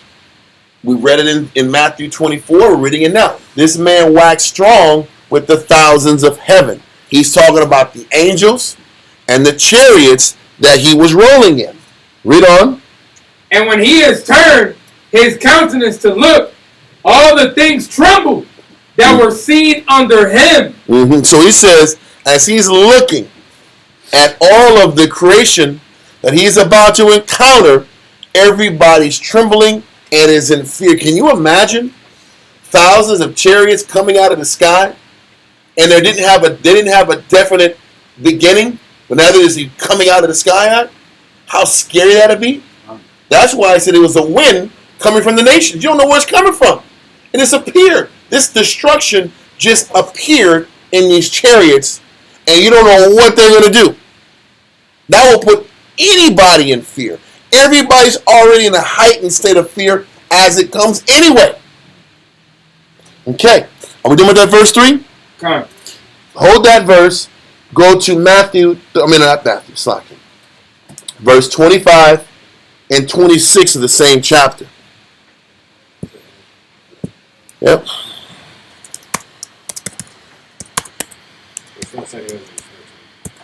Second Ezra 13, verse 25 and 26. 2nd Ezra 13 and 25. This is the meaning of the vision. Whereas thou sawest the man coming up from the midst of the sea. From the midst of the nations. Christ was coming out from the nations. Read on. The same is he whom the Most High, who the power of the highest, hath kept a great season. And he says, the same is he, which is Christ, whom the Most High hath kept a great season. After Christ died, during a Roman period of time, he kept him home for a great season. Read on. Which by his own self shall deliver his creature. He's going to deliver his creature. Who is his creature? He's going to deliver Israel. Christ is coming to deliver us. Okay, read on. And he shall order them that are left behind. Then he's going to order and put everything in order.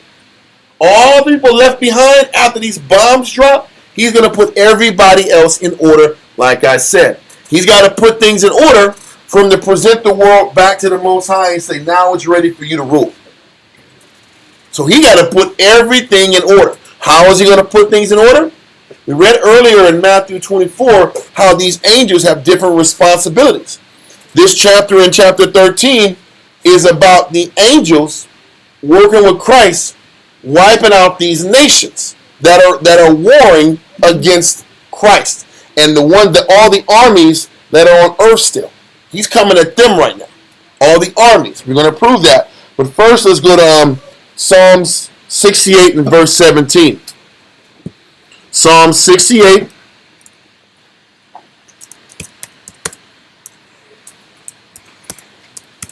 Psalm 68, 17. And we're going to do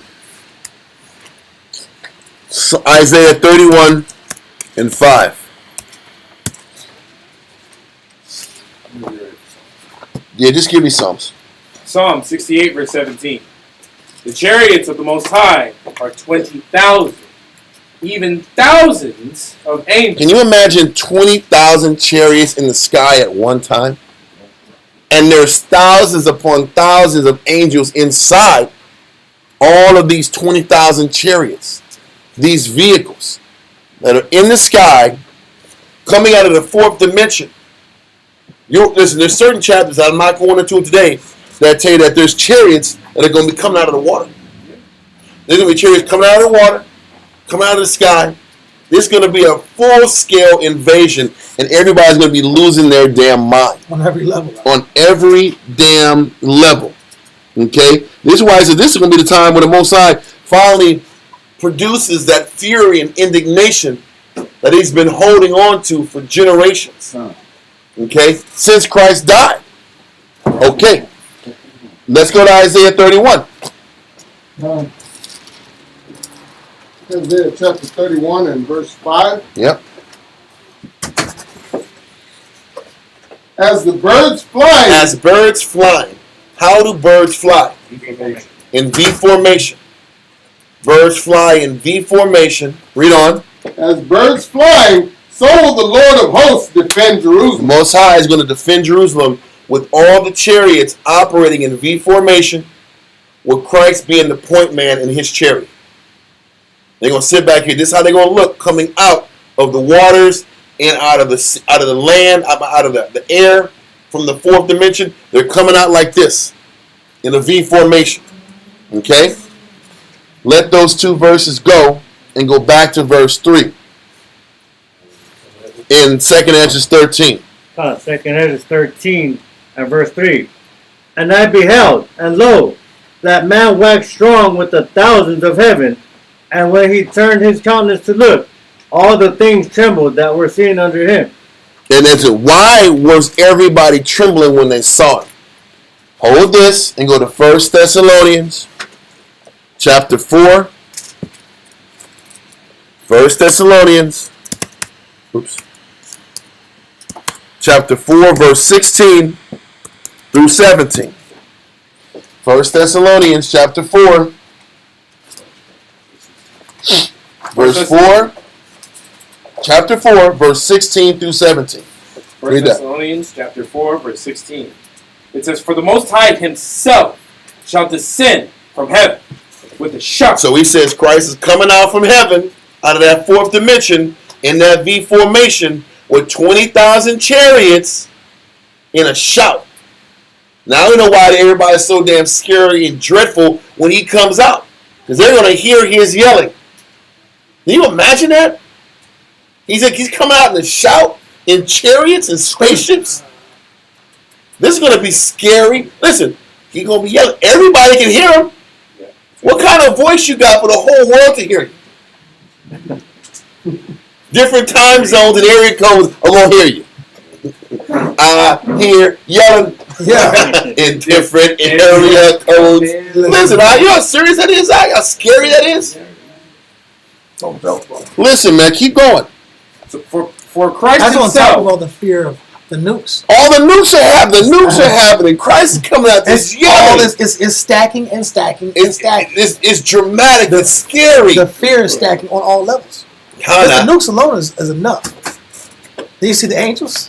Then Christ yells, "Is your earlobe?" And all these with 20,000 chariots in the sky and V formation. And these aren't just like little chariots. These chariots, they say the chariots are the size of cities out. So they said that some is, some are. They're smaller ones. They're smaller and they're bigger ones. He's going to explain it in the verses. Let's continue. For Yahushua himself shall descend from heaven with a shout, with the voice of the archangel, and with the trump of the Most High. And the dead in Yahushua shall rise first. That 144,000, those ones who serve the Most High, those first fruits, are rising first. Read on. Verse 17.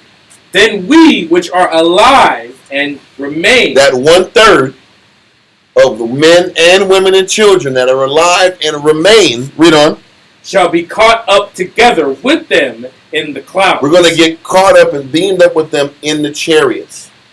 So, like I said earlier, certain angels have the responsibility to pick up the elect from the four corners of the earth. Then you have certain angels with their chariots whose responsibility is to sit back here and go to war with these nations that are already fighting with each other to knock down. Think about this. Why is he taking out these nations? He's wiping out all of these people and their resources and their weaponry. He's wiping out all these weaponry to create peace on earth. In order to create peace, you got to take out all these armies. Armies got to get knocked out, and the elites got to get knocked out. You want peace on earth, the armies and the elites got to go. Then the elect got to get picked up. So those are the three objectives when Christ comes down. Okay, read on. It says, shall be caught up together with them in the clouds. We're going to meet, listen, the angels are going to beam us up, get put to those chariots, read on. To meet Yahushua in the air. We're going to meet the Lord in the air. We're going to witness Christ after we get beamed up. Do what we're about to read he's going to do in 2nd Ezra 13. Okay, read on. And so shall we ever be with the Lord. Once we get through our purging. Right. Once we get through our purging. Let all that go. And then let's sit back here and go back in 2nd Ezra 13 and verse. Whoa. Not even, no, I can't even get there yet. Okay. No, there's more. We're going to have to go to Revelations 11, verse 12 through 13. Revelations 11, verse 12 through 13. This is a lot, man, and it's very challenging to sit back and put the process in proper order so it all fits in and makes sense. You're bouncing from Revelations, Isaiah, to Daniel, to Ezekiel, to all these Joel. We're going to read about Joel a little bit. But let's read this Revelations 11, verse 17. No, I didn't say 17. 12 and 13. 12 and 13. Salaki. Revelation chapter 11, verse 12. And they heard a great voice from heaven saying unto them, Come up hither. This is Christ coming out there with that shout. He's like, come up hither. Read on. And they ascended up to heaven in a cloud. That 1/3 is ascending. The 144,000 is already in the chariots. Read on. And their enemies beheld them. And all the nations are watching the niggas and Hispanics get saved. Why I gotta say it that way? The people that are despised, all the Indians, all the natives that aren't cared about, they're gonna get saved. Read on. Verse 13. And the same hour, Simultaneously, in the same time as we're being delivered, read on. in the same hour was there a great earthquake. You hear that earthquake again? The thermonuclear destruction is focusing on America. What 2nd Ezra 15 tells you is also hitting all the eminent countries on the earth. Okay? All the eminent cities on the earth. So the eminent cities, the large cities, are going to be bombed, and the rest of the world is going to witness us being delivered before the bombs hit us. Read on. Middle of 13. And the 10th part of the city fell. And in the earthquake, Meaning, when it says a 10th part of the city fell, a 10th part of the world was destroyed and wiped out. Read on. and in the earthquake were slain of men 7,000. 7 is the number of completion. A complete amount of people died from all the nuclear destruction. Read on. And the remnant were affrighted and gave glory to the Most High of heaven. Eventually, the rest of the people on earth, who the Most High felt were still salvageable, end up letting go of their crazy belief systems, crazy ideologies, and made a choice to serve the Heavenly Father. But that is over time, and a lot more things having to happen first. Okay? Let that verse go. And now, jump to Revelation chapter 19, verse 11 through 15. 11 through 15. Revelations 19, verse 11 through 15. Okay. Revelations chapter 19 and verse 11. And I saw heaven open, and behold, a white horse. Once again, heaven is opening for these chariots to enter out. So as heaven is opening, he saw, behold, a white horse. Read on. And he that sat upon it was called faithful and true. This is something about Christ that came out of the chariot, came on his horse or chariot, came out the sky. Read on. And in righteousness he doth judge and make war. That means he's coming out here to make war. His job is to destroy these nations, these warring armies.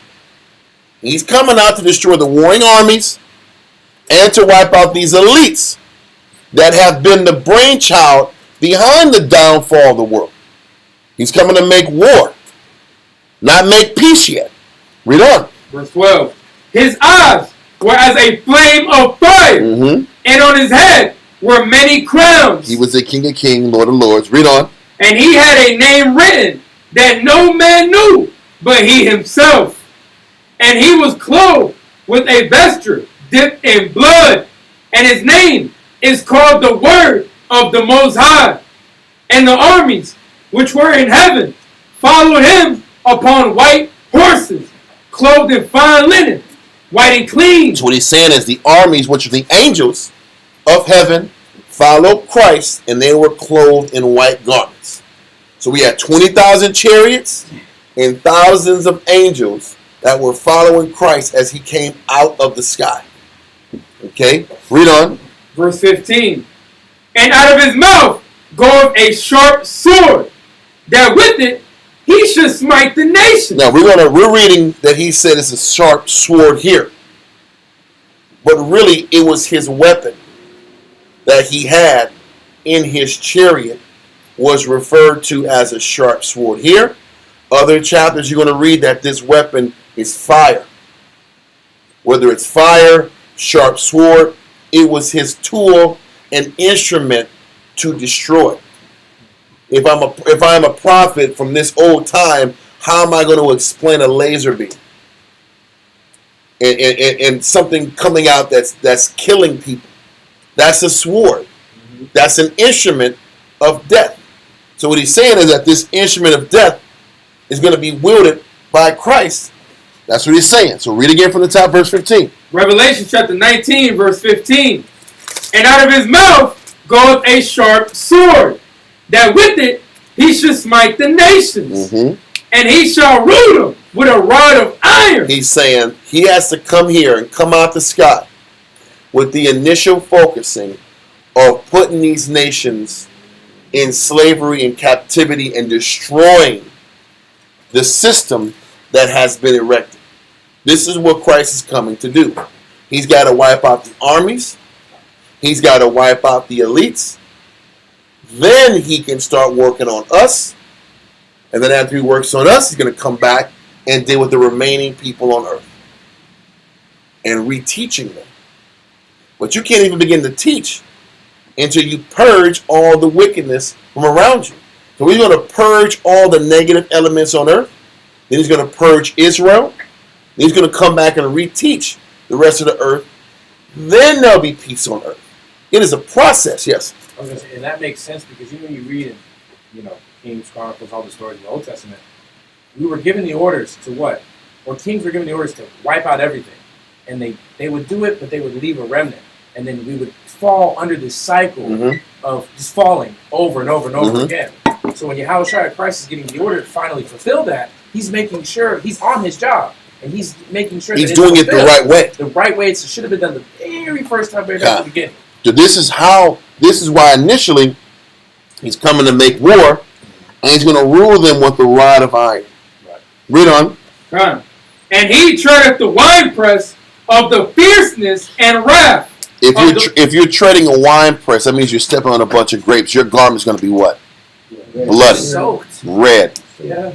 So what he's saying is he's going to get bloody, and his fierceness and how angry he is about these nations is going to be displayed in how bloody the scene becomes, how bloody the land becomes, how much death and destruction comes from what he's bringing to the table. Blood everywhere. There's going to be blood everywhere. Okay? Read on. Where are we at? Verse 15? Yeah. Read on. And he treadeth the winepress of the fierceness and wrath of almighty power. Let that go. And let's go real quick to Joel chapter 2, verse 1 and 2.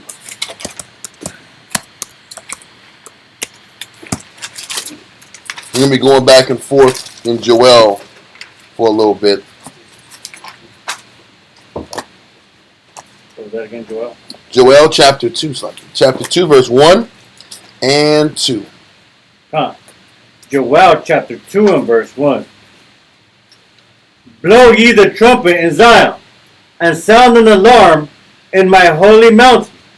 Let all the inhabitants of the land tremble. He says, sound an alarm in my holy mountain, meaning let Israel know all around the world what's about to happen. His holy mountain You read in Ezekiel 36, mountain means nations. Mountain means Israel. He's like, sound a trumpet and an alarm to all of my people all around the world. Read on. For the day of the Lord cometh, for it is nigh at hand. He says, the day of the Lord's coming. But this is how you know the day is coming. Read on. A day of darkness and of gloominess. The day of the Lord is not going to be sunshine and rainbow. It's going to be fear, doubt. You better know these scriptures because it's going to be scary everywhere around you. Okay? And if you're lucky, if you're fortunate to be around God-fearing, spiritually connected people to help guide you through this situation. Read on. A day of clouds and of thick darkness. What do you think this day of clouds and thick darkness is talking about? A day of bombing and destruction. Exactly. And hell. Read on.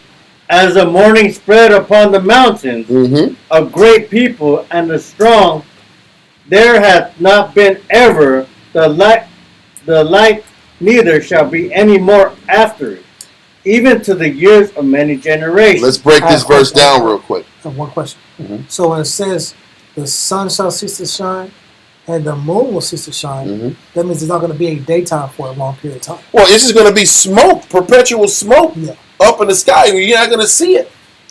When it says darkness, this is going to be a dark time. Just because you read like a day of darkness, that doesn't mean this is going to be like nighttime every day. Darkness just means it's going to be a dark, negative, gloomy, scary, fearful time. Okay, that's what it means. You're going to see the sun and moon up there, I mean sun and night up there. But when these bombs drop, you ain't going to see the sun. You're not going to see the night because it's going to be full of smoke. Okay, now it says, a day of clouds and of thick darkness as the morning spread upon the mountains. Then it says, a great people and a strong. This is not talking about human beings. This is not talking about the 144,000. This is talking about the angels. A great people and strong. Let's go prove this. Isaiah 13.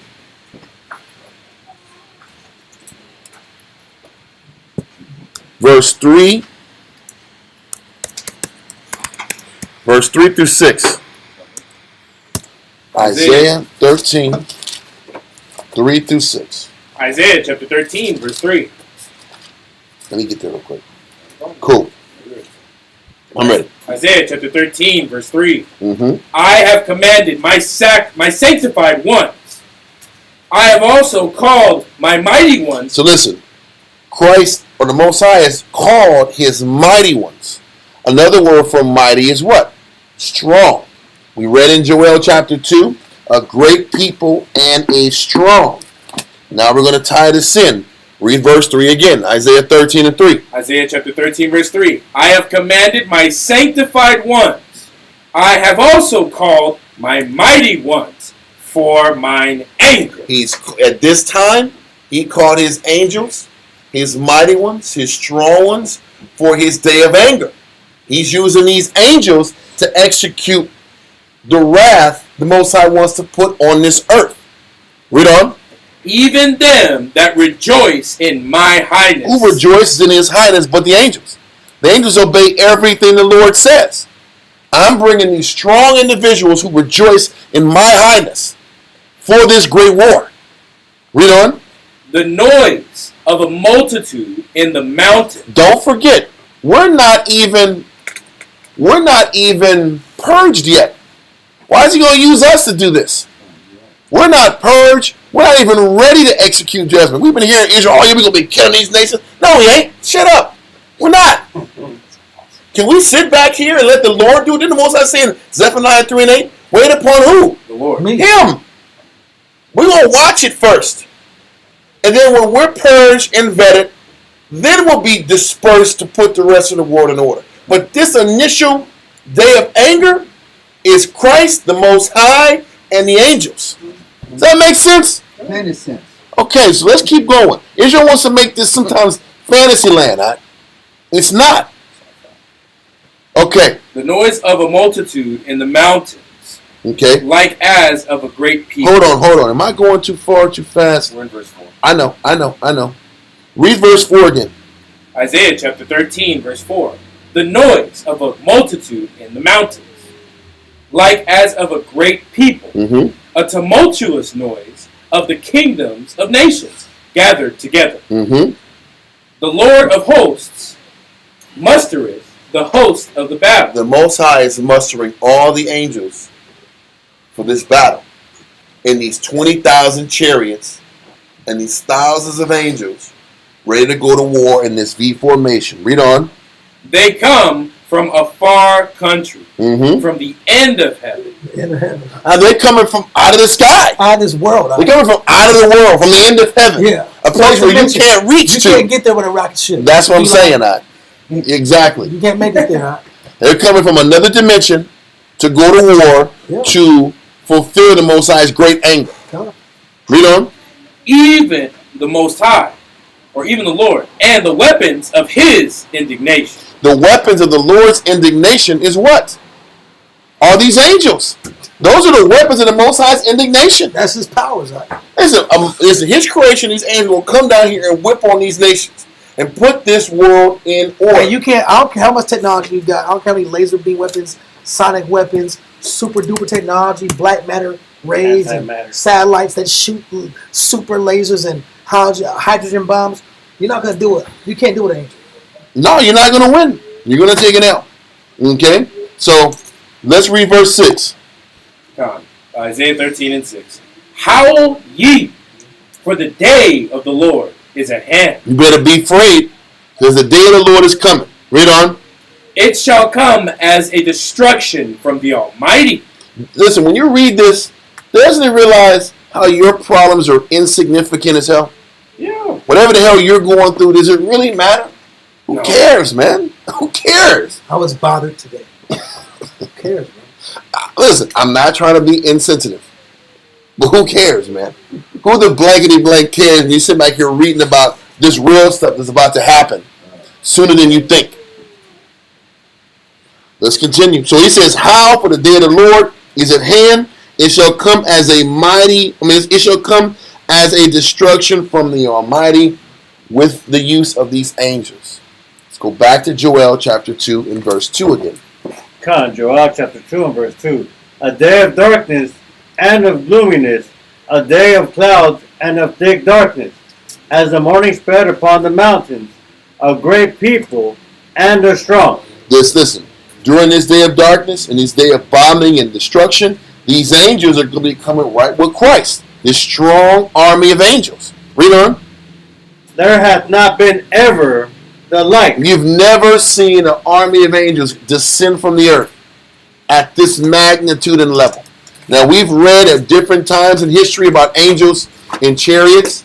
We read in Kings dealing with Elisha, and he was able to sit back and tell his understudy that all these angels had surrounded the encampment. Mm-hmm. So they were angels before, but these armies were nothing in comparison to 20,000 chariots full of angels ready to go to war. So they said we're not going to ever see, nor have we ever seen, the magnitude of what's about to befall the earth when this time comes. Okay? What's up? All right, you want to switch one? What you got? It's verse 9. Huh? Verse 9, Joel. No, I got to go there. I know. Everything's gonna be okay. Okay, don't skip that part out. I have to. Okay, Don't I'm forget, about I to- have to structure it to get to it. Cool. Everything's gonna be okay. We got Don't it, miss man. that one. No. It gets even scarier. The end of Joel, this part is really jacked up. Okay. But we're gonna get there. So let that go. Now we're gonna go back to 2nd Ezra 13, verse 4. Believe me, it's gonna be okay, man. It's a mind blower. I know it is. I know. That's gonna be inside the mountains. Okay. Yes. Oh, word. That's the thing. Oh, word. It's gonna be okay. Oh, I thought it was gonna be okay. bad day. It's a movie. So a bad day for those good guys. Bad day for the bad guys. Well, the guys that think they're doing good. Yeah. So verse 4. 2nd Ezra 13 and 4. Second Ezra 13 and verse I 4. got a Billy. Okay. Okay. It says, "And whensoever the voice went out of his mouth." So that means whenever Christ gave the order, whenever Christ gave the decree, read on. All they burned that heard his voice. Bro, Fire was coming out when the Most High said, burn this, burn that, destroy this, destroy that. And all of a sudden fire was coming out of heaven. Out of the chariots. I'm going to show you something. Look online if you can. How many of y'all have seen like what's the movie? The movie was it was with Tom Cruise, man. War of the Worlds. The latest one with Tom Cruise. Yeah. Remember those aliens gave those long tentacle arms, those legs, and they made a and the lasers was coming out. Remember when they first got in the city, everybody was running from those aliens, and they were shooting people, and they were just disintegrating out, and there's all this. Their whole meat suit just blew up out, and the blood and the guts was going everywhere out. What do you think's going to happen when Christ comes back down with these lasers and these chariots? Look at the picture, if you can. Just take away the leg tentacles and the alien type head on the machine, and just visualize regular chariots from the sky shooting out fire in a laser form, attacking armies and machinery and weaponry based on Christ's commands. 20,000 chariots shooting lasers, shooting fire. This is going to be happening while we're watching in the chariots. Read verse 4 again. 2 Ezra chapter 13 and verse 4. And whensoever the voice went out of his mouth, all they burned that heard his voice. Listen, everybody that he sat back and wanted to get burnt, they got burnt in these chariots. Read on. Matter of fact, before I go any further, hold this. Are we finished with verse 4? Read on. It says, like as the earth faileth when it feeleth the fire. Listen, what happens to the earth and the land when it's bombarded with fire? Everything just melts and falls apart and disintegrates and dies. So it says when these chariots are in the air with all these angels and this fire is coming out of these chariots, everywhere that Christ wants this fire to enter is going to melt and wither everything around it. Whose hand was up? Yes. There was a brother, a customer today, he works at a plant, and today he showed me, it was a live video of the whole area. It's a pillar of fire. And then the surrounding area, all that, the surrounding area that was nearby was all melted. Listen, bro, this is how it's going to be. The whole earth is going to be fired up, and Christ is going to be pointing out what areas he wants burnt up. Because don't forget, when the war is going, when these nations are fighting each other, they're just going from one city to another, where all the skirmishes and wars are at. It's not like on TV where everybody's in one spot and they're trying to shoot the Most High out. He's going from one brigade to another, wiping out these warring countries in Israel, in Iran, in Russia, in France, in Germany. All these places where they're going to war, he's coming to burn them up. Now, America's already on fire, broken up in 3 parts.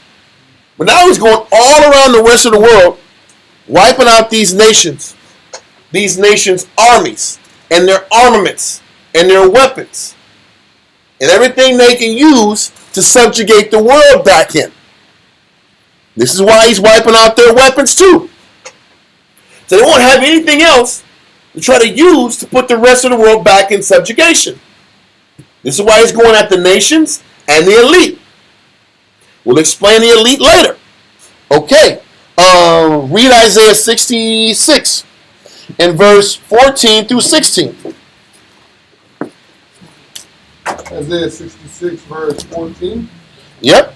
14 through 16.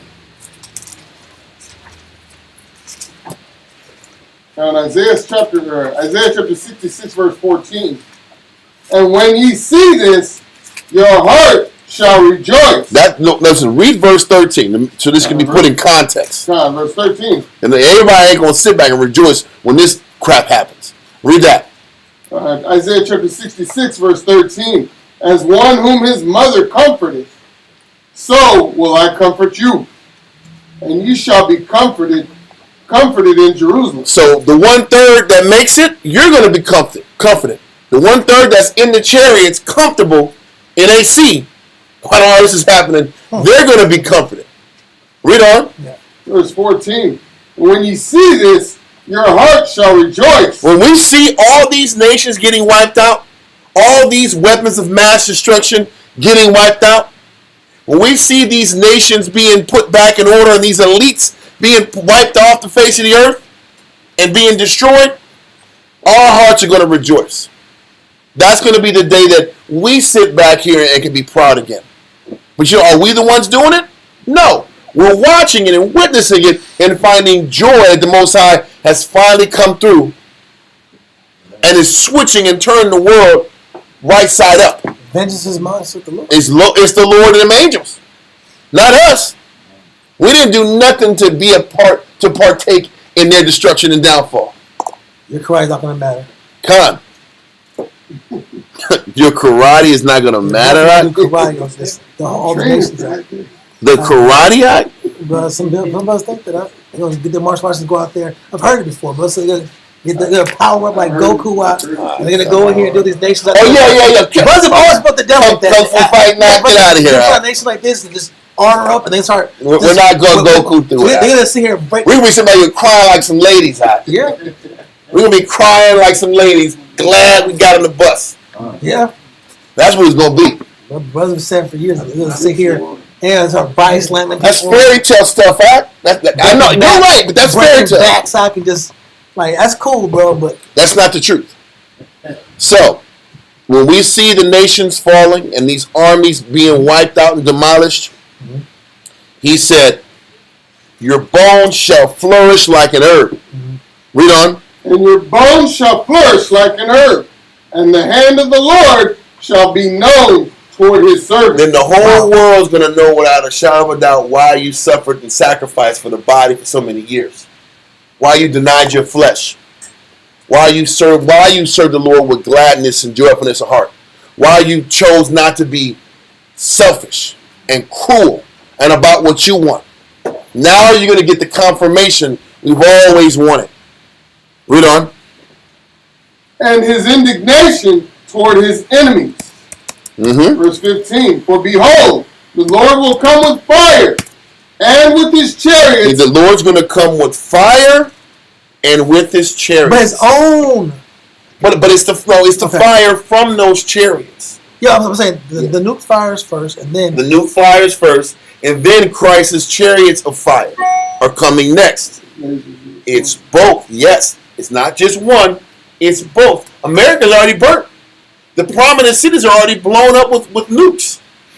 But there's still wars going on. There's still armies. There's still military armaments that had to get wiped out. So now Christ is coming back. He says the Lord will come back. Now, let's be specific. When you sit back here and read the Lord, this one ain't even talking about Christ. The Lord, when you sit back and read Isaiah 66 and verse 16, 15. When you read the Lord, that's Yahweh. The Most High is going to sit back here and be here watching and taking part of this destruction along with Christ. It ain't going to just be Christ. Isaiah 66 says the Most High is going to be sitting back here in his chariot and his fire. Read verse 16 from the top again. I was in 15. No, read verse 15. 15 from the top. Read 15 from the top. Isaiah 66 and 15. For behold, the Lord will come with fire. The Most High is coming with fire also. Read on. And with his chariot. And with his chariot. He's going to get his licks in too. Christ and the Most High are coming in their chariots of fire. Yes. Read on. Like a whirlwind. Like a whirlwind. That means his chariot is like a whirlwind. It's spinning in circles as it's moving. Read on. To render his anger with fury. So this is the Most High in Christ's time to whip ass. Not Jacob on the corner. This ain't our time. Can we sit back and just let the Most High in Christ do their job? and stop trying to inject ourselves like we matter.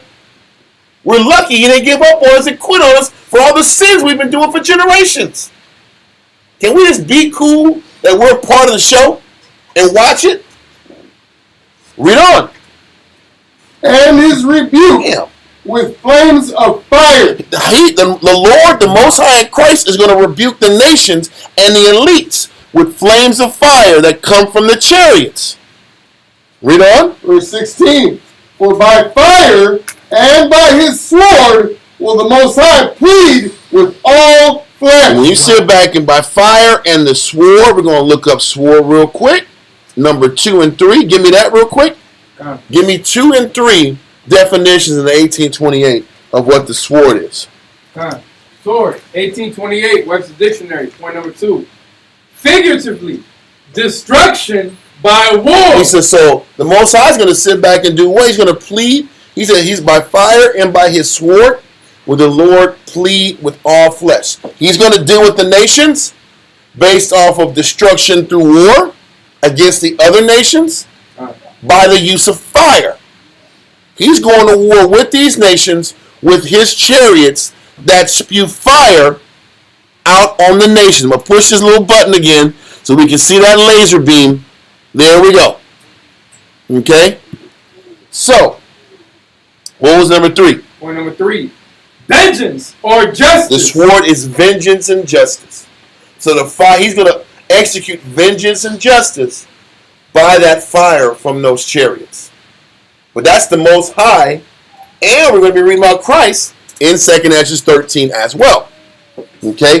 Hold that before we do it. We want to make sure we prove that the Most High is actually in those chariots executing judgment like we're reading in Isaiah 66. Sometimes you got to bring multiple verses in to prove the point. Let's go to Daniel chapter 7, verse 9 and 10. You going back to this 66? No, we're good with Isaiah. Okay. Give me Daniel chapter 7, verse 9 and 10.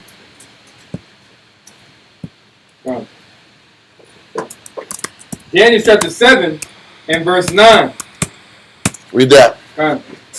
I beheld till the thrones were cast down, and the Ancient of Days did sit. Listen, so when you read Daniel chapter 7, it's giving you the history of the world from the Babylonian Empire until the thrones were cast down, until the empires fell apart. That's what that means. So Daniel beheld from Babylon into the time where the end happened. So at the time of the end, the Ancient of Days did sit, which is the Most High. Read on. Whose garment was white as snow. Just like the angels were wearing a garment as white as snow also. Read on. And the hair of his head like the pure wool. Mm-hmm. I mean, that was a woolly-headed brother. He's going to be the last one standing when everything is said and done. Read on. His throne was like a fiery flame. His throne was like a fiery flame. What he sat on was a fiery flame. Read on. And his wheels as burning fire. There's different type of images that show his chariot was a fire enfolding itself. There's certain chariots that are chariots of fire.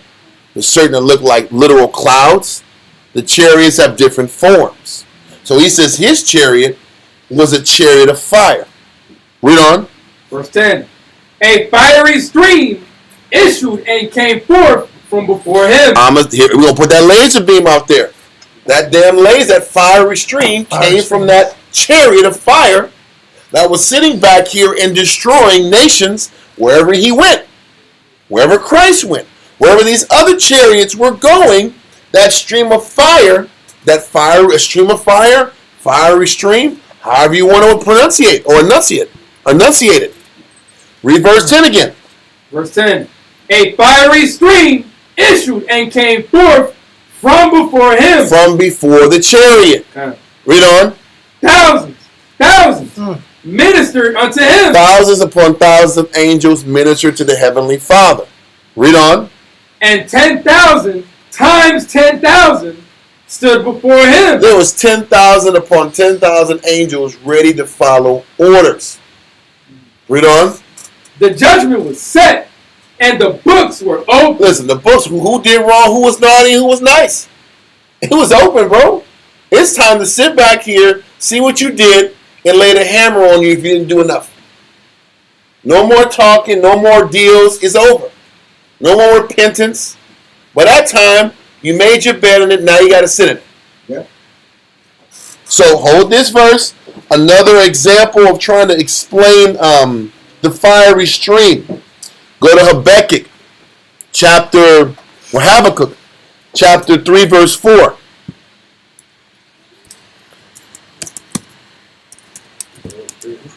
Habakkuk chapter 3, verse 4. You see how there's so many verses that are saying the same thing all throughout the scriptures.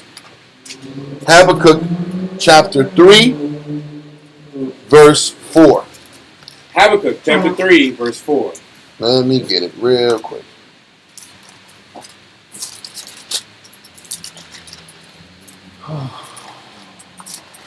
Okay, go for it. And his brightness was as the light. He had horns coming out of his hands. When it said he had horns coming out of his hands, another way to explain horns, another Hebrew word for horns is rays. Rays of light was coming out of the Most High's hands.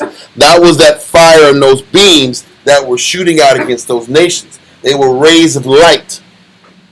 Rays of light, fire, swords. There's a bunch of different ways to explain it. But they were rays of light or a fiery stream that was coming out of the chariots to establish judgment upon the nations. Okay? Let that verse go. I think we got that part. Now we're going to sit back here and go back to Joel chapter 2 and 3 now. God. Joel chapter 2 and verse 3. A fire devoureth before them. So this is now we're explaining the chariot. The chariot as it's descending into these territories where all the nations were operating. He's saying a fire devoureth before. Before means in front.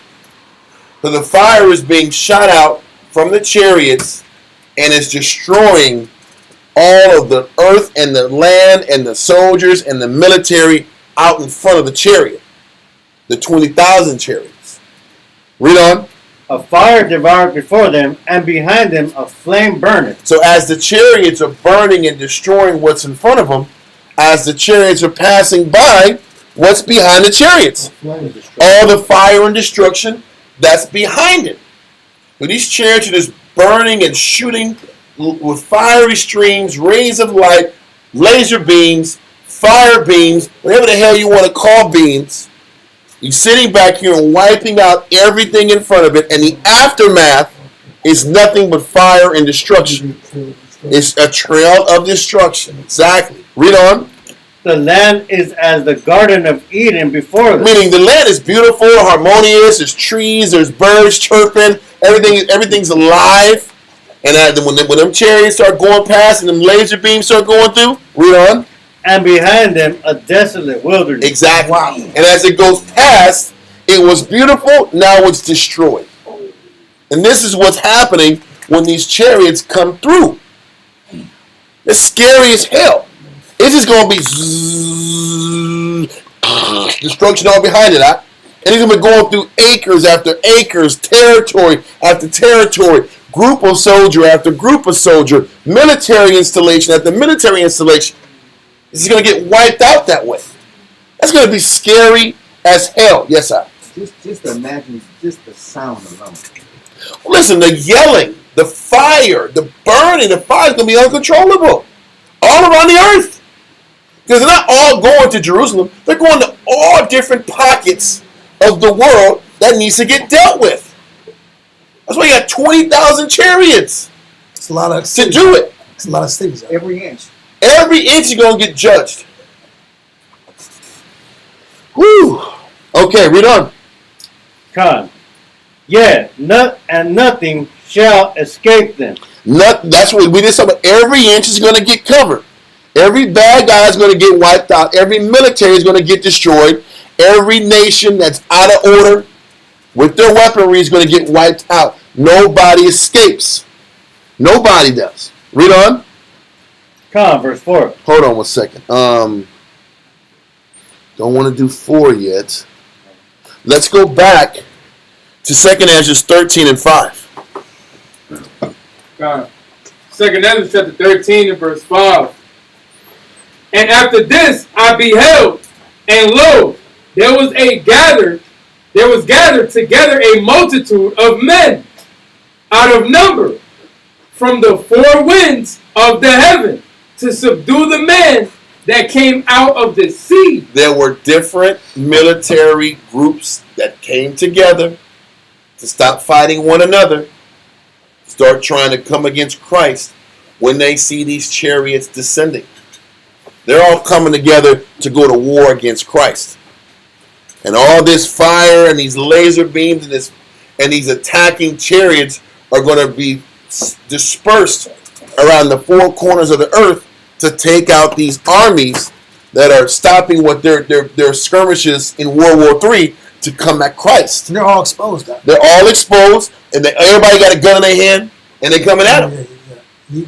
You've been out of pocket. Listen, all the tanks and weapons. And you know what? Like Russia says, we're here to demilitarize Ukraine. The Lord is demilitarizing the entire earth. Come. Christ and the angels, along with the Most High, are coming to demilitarize the entire earth. All the weapons, all the bombs, all the nukes is done. After America's blown up, that's all I want. All these bombs got to go. All these military weapons, these lasers, all they got to go. And Christ and the angels are going to wipe it out all around the world. Read on. Verse 6. No, wait. I don't want to go to 6 yet. I got to make sure I'm not jumping too early. No. Give me 2nd Ezra 13, verse 33 and 34. God. 2nd Ezra chapter 13, verse 33. Let me see. 2nd Ezra 13, verse 33 and 34. Read that. God. And when all the people hear his voice, every man shall in their own land leave the battle they have one against another. This is what's happening. When Christ comes back and hears this shouting, and the nations hear the shouting and see these 20,000 chariots, they're going to stop what they're doing, and they're going to focus on defeating Christ. Read on. And an innumerable multitude shall be gathered together, as thou sawest them, willing to come and to overcome him by fighting. There's millions of soldiers that will sit back and muster up the courage to come attack Christ and these angels. How they going to attack them? Bombs, drones, whatever they can do to sit back here and stop this onslaught. Yes, sir. You can tell even at the end of that movie, War at War. War of the Worlds. They were trying to fight against Yeah. Everybody's going to muster up the courage. This is America. We're going to sit back and reclaim America. And they're going to sit back here and try to get the little jet planes and the Top Guns. They're going to try to sit. They're going to call Iceman and Goose and come out here and save the day out. A lot of people have been programmed to think Goose is cool. It's an alien invasion.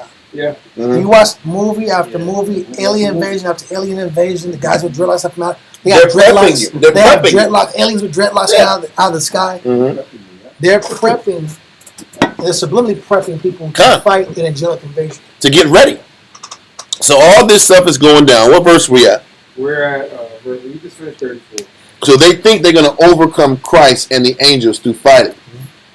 Not gonna happen. Hold this, or let this part go. Go to Joel, chapter 3, verse 9 through 12. It's a lot, right?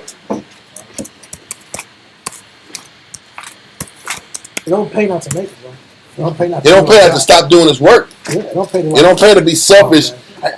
I gotta go and find myself out there. All right. You find yourself out there, you're gonna lose yourself here. I'm tired of being in order. All right. Deuce. Ain't nobody losing near sleep off these suckers. Read verse 9. Joel chapter 3, verse 9. These dive turkeys. Yeah. Proclaim ye this among the Gentiles. Yeah. He says, let the Gentiles know this. Read on. Prepare war. Get all the weapons you got. Get your stockpile right. Get your Iskander missiles and your storm shadows and your attackums and all your little long range weapons. Get them ready.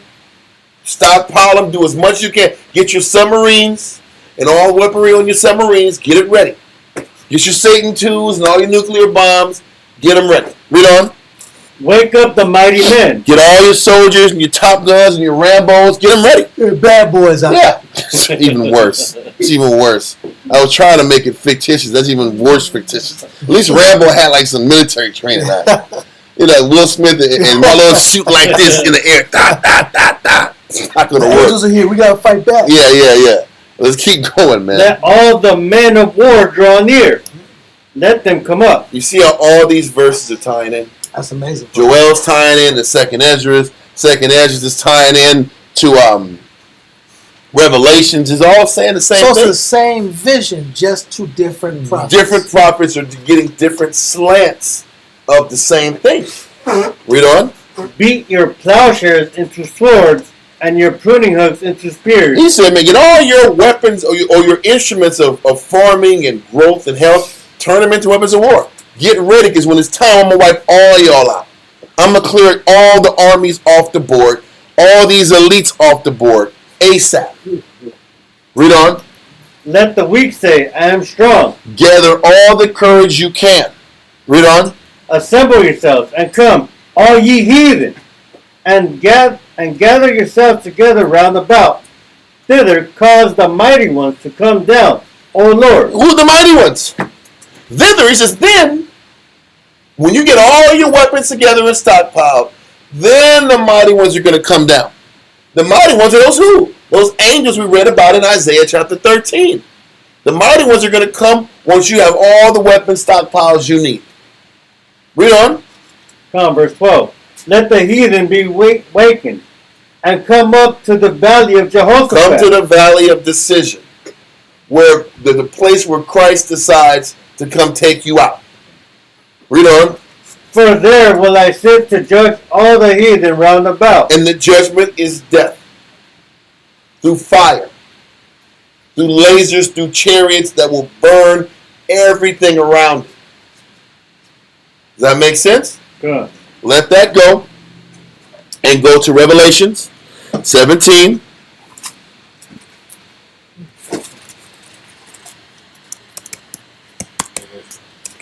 Verse 12 through 14. Revelation chapter 17, verse 12. Hold on. Read that. It says, and the 10 horns which thou sawest are 10 kings. So all these nations that are being talked about in Joel 3 and in 2nd Ezra, these are the 10 horns, which are all of NATO and all the allies of the United States, which is the beast. Okay, read on. It says, which have received no kingdom as yet. Read it from the top again. I'm sorry. I cut you off in the explanation. Read verse 12 again. Revelation chapter 17, verse 12. And the 10 horns which thou sawest are 10 kings, which have received no kingdom as yet. Meaning they're not calling the shots. These 10 kings are these 10 empires that support the beast, that support America. So when the Most High in Joel 3 is saying, collect your weapons, get ready. He's saying, listen, all these supporting countries that supported America, y'all the only ones left. The supporting allies of the United States and Russia and their allies, get your weapons together. You're ready to fight. Read on. But receive power as kings 1 hour with the beast. Read on. These have one mind, and shall give their power and strength unto the beast. Their resources initially went to America until America was burnt in flames. Read on. It says, these shall make war with the Lamb. But when Christ, when the Most High turns these 10 kings on Babylon and Babylon is destroyed, then these 10 kings are going to be the ones that make war with the Lamb. It didn't say America makes war with the Lamb. The 10 kings make war with the Lamb. That makes sense. The 10 kings make war All with the those land. tributary nations. All the tributary nations, Russia and everybody else that's still fighting in World War III, they're going to stop what they're doing because it's all happening like simultaneously. America just got burnt up. It's just in flames. Everybody's fighting all around the world against each other. These nations, the allies of the United States, is at war with Russia and their allies. They're stopping what they're doing. They're seeing these chariots. They're going to go make war with Christ. Read on. And the Lamb shall overcome them, for he is the Lord of lords and King of kings. And they that are with him are called and chosen and faithful. The ones that got brought up in the air and brought up in the sky, the 1/3 of us were the called, chosen, and faithful. Okay? Let that verse go. Now let's go to Revelations 19 and 19. Revelation chapter 19, verse 19. Let me see. Read that. Revelation chapter 19, verse 19. And I saw the beast and the kings of the earth and their armies gathered together to make war against him that sat on the horse and against his army. You see how these chapters keep saying the same thing over and over again? They keep saying the same thing over and over. The beast and the kings of the earth and their armies gathered together to make war against him that sat on the horse, which was Christ. Read on. God. It says, and his army, verse 20. And the beast was taken, and with him the false prophet. Listen, the beast was taken. That means America fell. The false prophet was all the religious institutions are getting wiped out too. Because what is Christ and the angels trying to wipe out? America's influence, their religious influence, their Christianity and their Islam. Because don't forget, Islam, Christianity, Mormonism is all locked in together. It's all a big syndicate that's taking people's minds from the true service of the Lord. So the Most High is coming at the elites. He's coming at the rich. He's calling them the merchants. He's coming at the merchants. Yeah. He's coming at America. He's coming at the religious institutions. This is what he's coming to wipe out. And all the remaining armies and their weaponry. Read on. God, it says, and the beast was taken, and with him the false prophet. The religious institution falls with the beast falling, with America falling. Read on. That wrought miracles before him, with which he deceived them that had received the mark of the beast. The world's buying into the system and the way this world operates. The vibration of the earth. The vibration of the earth, the way people do things, the non-godly way that people live on earth. Read on. And them that worshipped his image. These both were cast alive. And then that worship his image is still dealing with that religious foundation, the society of the earth. That false image of Christ, all the religious systems and structures that worship the false image of Christ, and that worship that false concept of thought, the Babylonian mystery system that this whole earth is based on. And the Lord is going at the people who have implemented and instituted these systems. They're getting thrown in the lake of fire, burning with brimstone. Listen. If there's anything that's consistent in these scriptures, the Most High always comes at the leadership, the heads, the movers, the shakers, the people who make the real decisions. He's coming at them when this thing goes down. America's falling, and everybody that had their hand in implementing these systems that have destroyed and corrupted so many people. Okay? Let that verse go with that fire of brimstone. And let's go now to verse 6, back again in verse 6 in 2nd Ezra 13. 2nd Ezra chapter 13 and verse 6. It's getting lit. I don't know how much more we can get in here, man. Sheesh. Let's do 6 and 7, and we'll probably shut it down at that point. Let me look for something real quick. There it goes. I think this is it. Yep. Nope. No. Come on, war.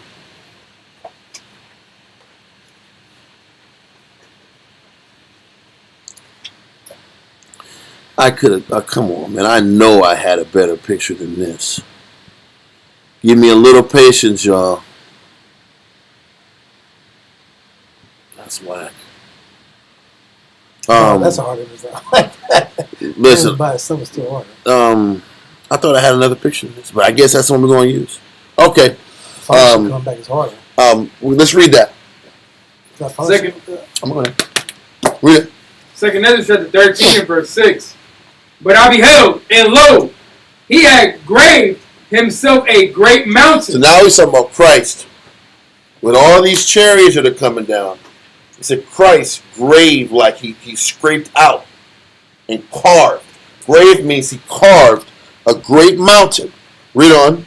And flew upon it. And so he was on top, meaning he's listen, don't forget.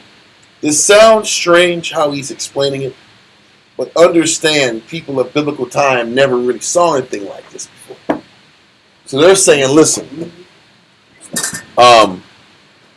Christ graved the mountain. Just he carved the mountain out of a mountain. Okay? Read on. Alright, verse 7. So he took a chunk of a mountain, carved it out, and using this mountain as his vehicle on the chariot. Read on. Verse 7. But I would have seen the region or place whereout the hill was graven, and I could not. But he says it looks like it's a mountain that he carved out, and he found a mountain range, carved it out, and used it as a vehicle to do his thing and destroy these nations. He said, but I couldn't find the mountain range that he took this from. So what he's saying is, his vehicle, Christ's vehicle, it was like, I don't know if you ever saw like Independence Day. This is what I was looking for online, and for y'all brothers, if y'all can go on some of the Independence Day pictures, because some of the pictures, this is not the one I want, but some of the pictures that kind of show these chariots, they have like the base of the chariot had like a carved out mountainous look to it. And in the image, I could have swore I had that one prepped, and I did not do it. That's crazy. But I got to find the image because it makes way more sense if I can show you. If y'all brothers can get it to me quicker, it would be great. But when you sit back here, you can see a little bit of it on the screen, how the front of it and the base, if we can remove all that fire, it looks like a mountain range at the bottom of it. It's carved out like a mountain. The crazy thing is Esau, when he does these pictures and images, they look dead on to prophetically how they're supposed to look. Now this image is the image we always talk about as a chariot is a fire enfolding itself in a cloud. Now, but there's other pictures from that Independence Day movie that show the chariot with a mountainous. Yes, that's not a bad one. That's a good one. I didn't see the one you sent me, but I saw the one Yeshaya sent me. I'm gonna try to if you give me a chance, I got to go through this weird approach of email it to myself and do all this craziness. But if you give me a second, I can show you. That was the one, y'all. That was the one. That was the one I was. Yes. That was the one I was looking for. This is the one. I don't know what the hell I was thinking. Give me 1 second, y'all. I know I'm taking damn forever, but I gotta get this thing. The water you shy for shouldn't be yours, but this one was the one I was trying to. Okay, let me see. This is the one.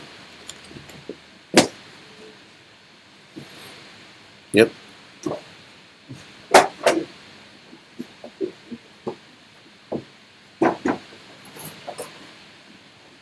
How big is it going to be? There, here it is. If you guys look on it now, I got to clear out these little spaces. Take a look at it. I'm going to expand it out some, as much as possible. If you see this image, look at the base of this chariot. The base of it looks rocky. It looks like a carved out mountain as the base of the chariot. So when you got Ezra is like, listen, man, I couldn't find the mountain range that Christ got this image from, but this is it. It looked like the Lord was flying with a damn mountain. That's how big it was. It's how big it was, and from the perspective Ezra had, he could see it from the bottom. He couldn't see it from the topical perspective, and because he couldn't see it from the top, he sees Christ flying with a mountain. Does that make sense? Yeah, like a mothership. It was a huge mothership, but wherever Christ was directing, that fire was still spilling out and wiping out all the armies of the Lord. Does that make sense? It's clear as day. It is scary as hell. But look how big this damn chariot is, going right over the entire city of New York. But this is how it's going to go down. So read verse 7 again. Okay. 2 Ezra chapter 13 and verse 7. But I would have seen the region or place whereout the hill was graven, and I could not. And after this I beheld. So once again, they couldn't see where it came from. They couldn't see what mountain range he took it from, because he didn't take it from a mountain range. The chariot looked like a mountain. Some chariots look like fire, some chariots look like clouds, whirlwinds. They had different elemental aspects to it. So, read verse 8. Verse 8. It says, and after this I beheld, and lo, all they which were gathered together to subdue him were sore afraid, and yet there is fight. And we kept reading this all throughout the scriptures. They were afraid, but the nations and these armies got it together, figured it out, and went right back to war with Christ. In a chariot, they had no chance of winning. What rocket? They're not shooting guns up there. They're shooting rockets and missiles up there. Do you really think that was going to work? It ain't going to work. But they mustered up the strength to send their air force and their bombs up there to do it. Read on. Okay. And lo, as he saw the violence of the multitude that came, he neither lifted up his hand, nor held sword, nor any instrument of war. He didn't have to sit back and use any physical effort. He had his ships. He had his chariots. Read on. Of fire. Read on. But only I saw that he set out his mouth as it has been a blast of fire. It was a blast of fire, a fiery stream, a ray of light. There were different ways to explain this fiery beam that came out the chariots to wipe out these nations. Read on. And out of his tongue he had cast out sparks and tempests, and they were all mixed together, the blast of fire, the flaming breath, and the great tempest. He's letting you know the elements that were used to sit back and that made the fire what it was. There were different elements in this fire that created that spark and the tempest and everything in it. Yes, sir. When it says out of his mouth, that means that at his command. At his command. It was at his command in these chariots. Okay? Read on. And fell with violence upon the multitude which was prepared to fight, and burned them up everyone, so that upon a sudden, on an innumerable multitude, nothing was to be perceived. That's why he says on a sudden. Remember we read in Joel chapter 2 verse 3 how right in front of you lived in the Garden Eden, right after you passed it, everything was desolation. In a second, all these armies turned to rubble. Were destroyed, were wiped out. Just with a laser. Just with a large number of lasers beamed in certain locations. It's mowing down armies with ease. Read on. Are you done with verse 11? Read on. It says, but only dust and smell of smoke. Dust and smell of smoke remained out. Everything was charred and burnt to capacity. Read on. Oh, okay. Oh, yeah. Keep going. I'm sorry. Yeah, keep going. When I saw this, I was afraid. That was it. When he saw that, he was afraid. And there's a lot more to this that I didn't get a chance to go into. So we're going to stop at that point. At least we got into finishing Christ and the angels wiping out all the nations and armies and territories that he needed to take out. Now, we didn't get to the second phase of what the angels had to do. The second phase was now these elites that were hiding got to get dealt with. We'll go into that phase next week. How the angels go about getting these dudes that hide and run like little gas. We're going to see, like, and read how the Christ angels deal with them. But today, we at least got a chance to go into how Christ wiped out these armies and wiped out all these nations that were pro-NATO, pro-Russia. All the remaining armies get wiped out at this point, okay, on earth. And this is how the Lord is systematically putting this entire world back in order to serve the Most High. The armies get wiped out, and it said the great prophet, the false prophet. Now the religious institutions are getting attacked. So now the Most High hopefully can start from scratch and retrain the entire world. Any questions? Was that clear? If you're not, ask me questions, send us an email, and we'll go into as much as we can to fill in the blanks to get prepped for next week. All right? So, all of y'all for tuning in. See y'all on Wednesday with Sham Shawan. Shalom.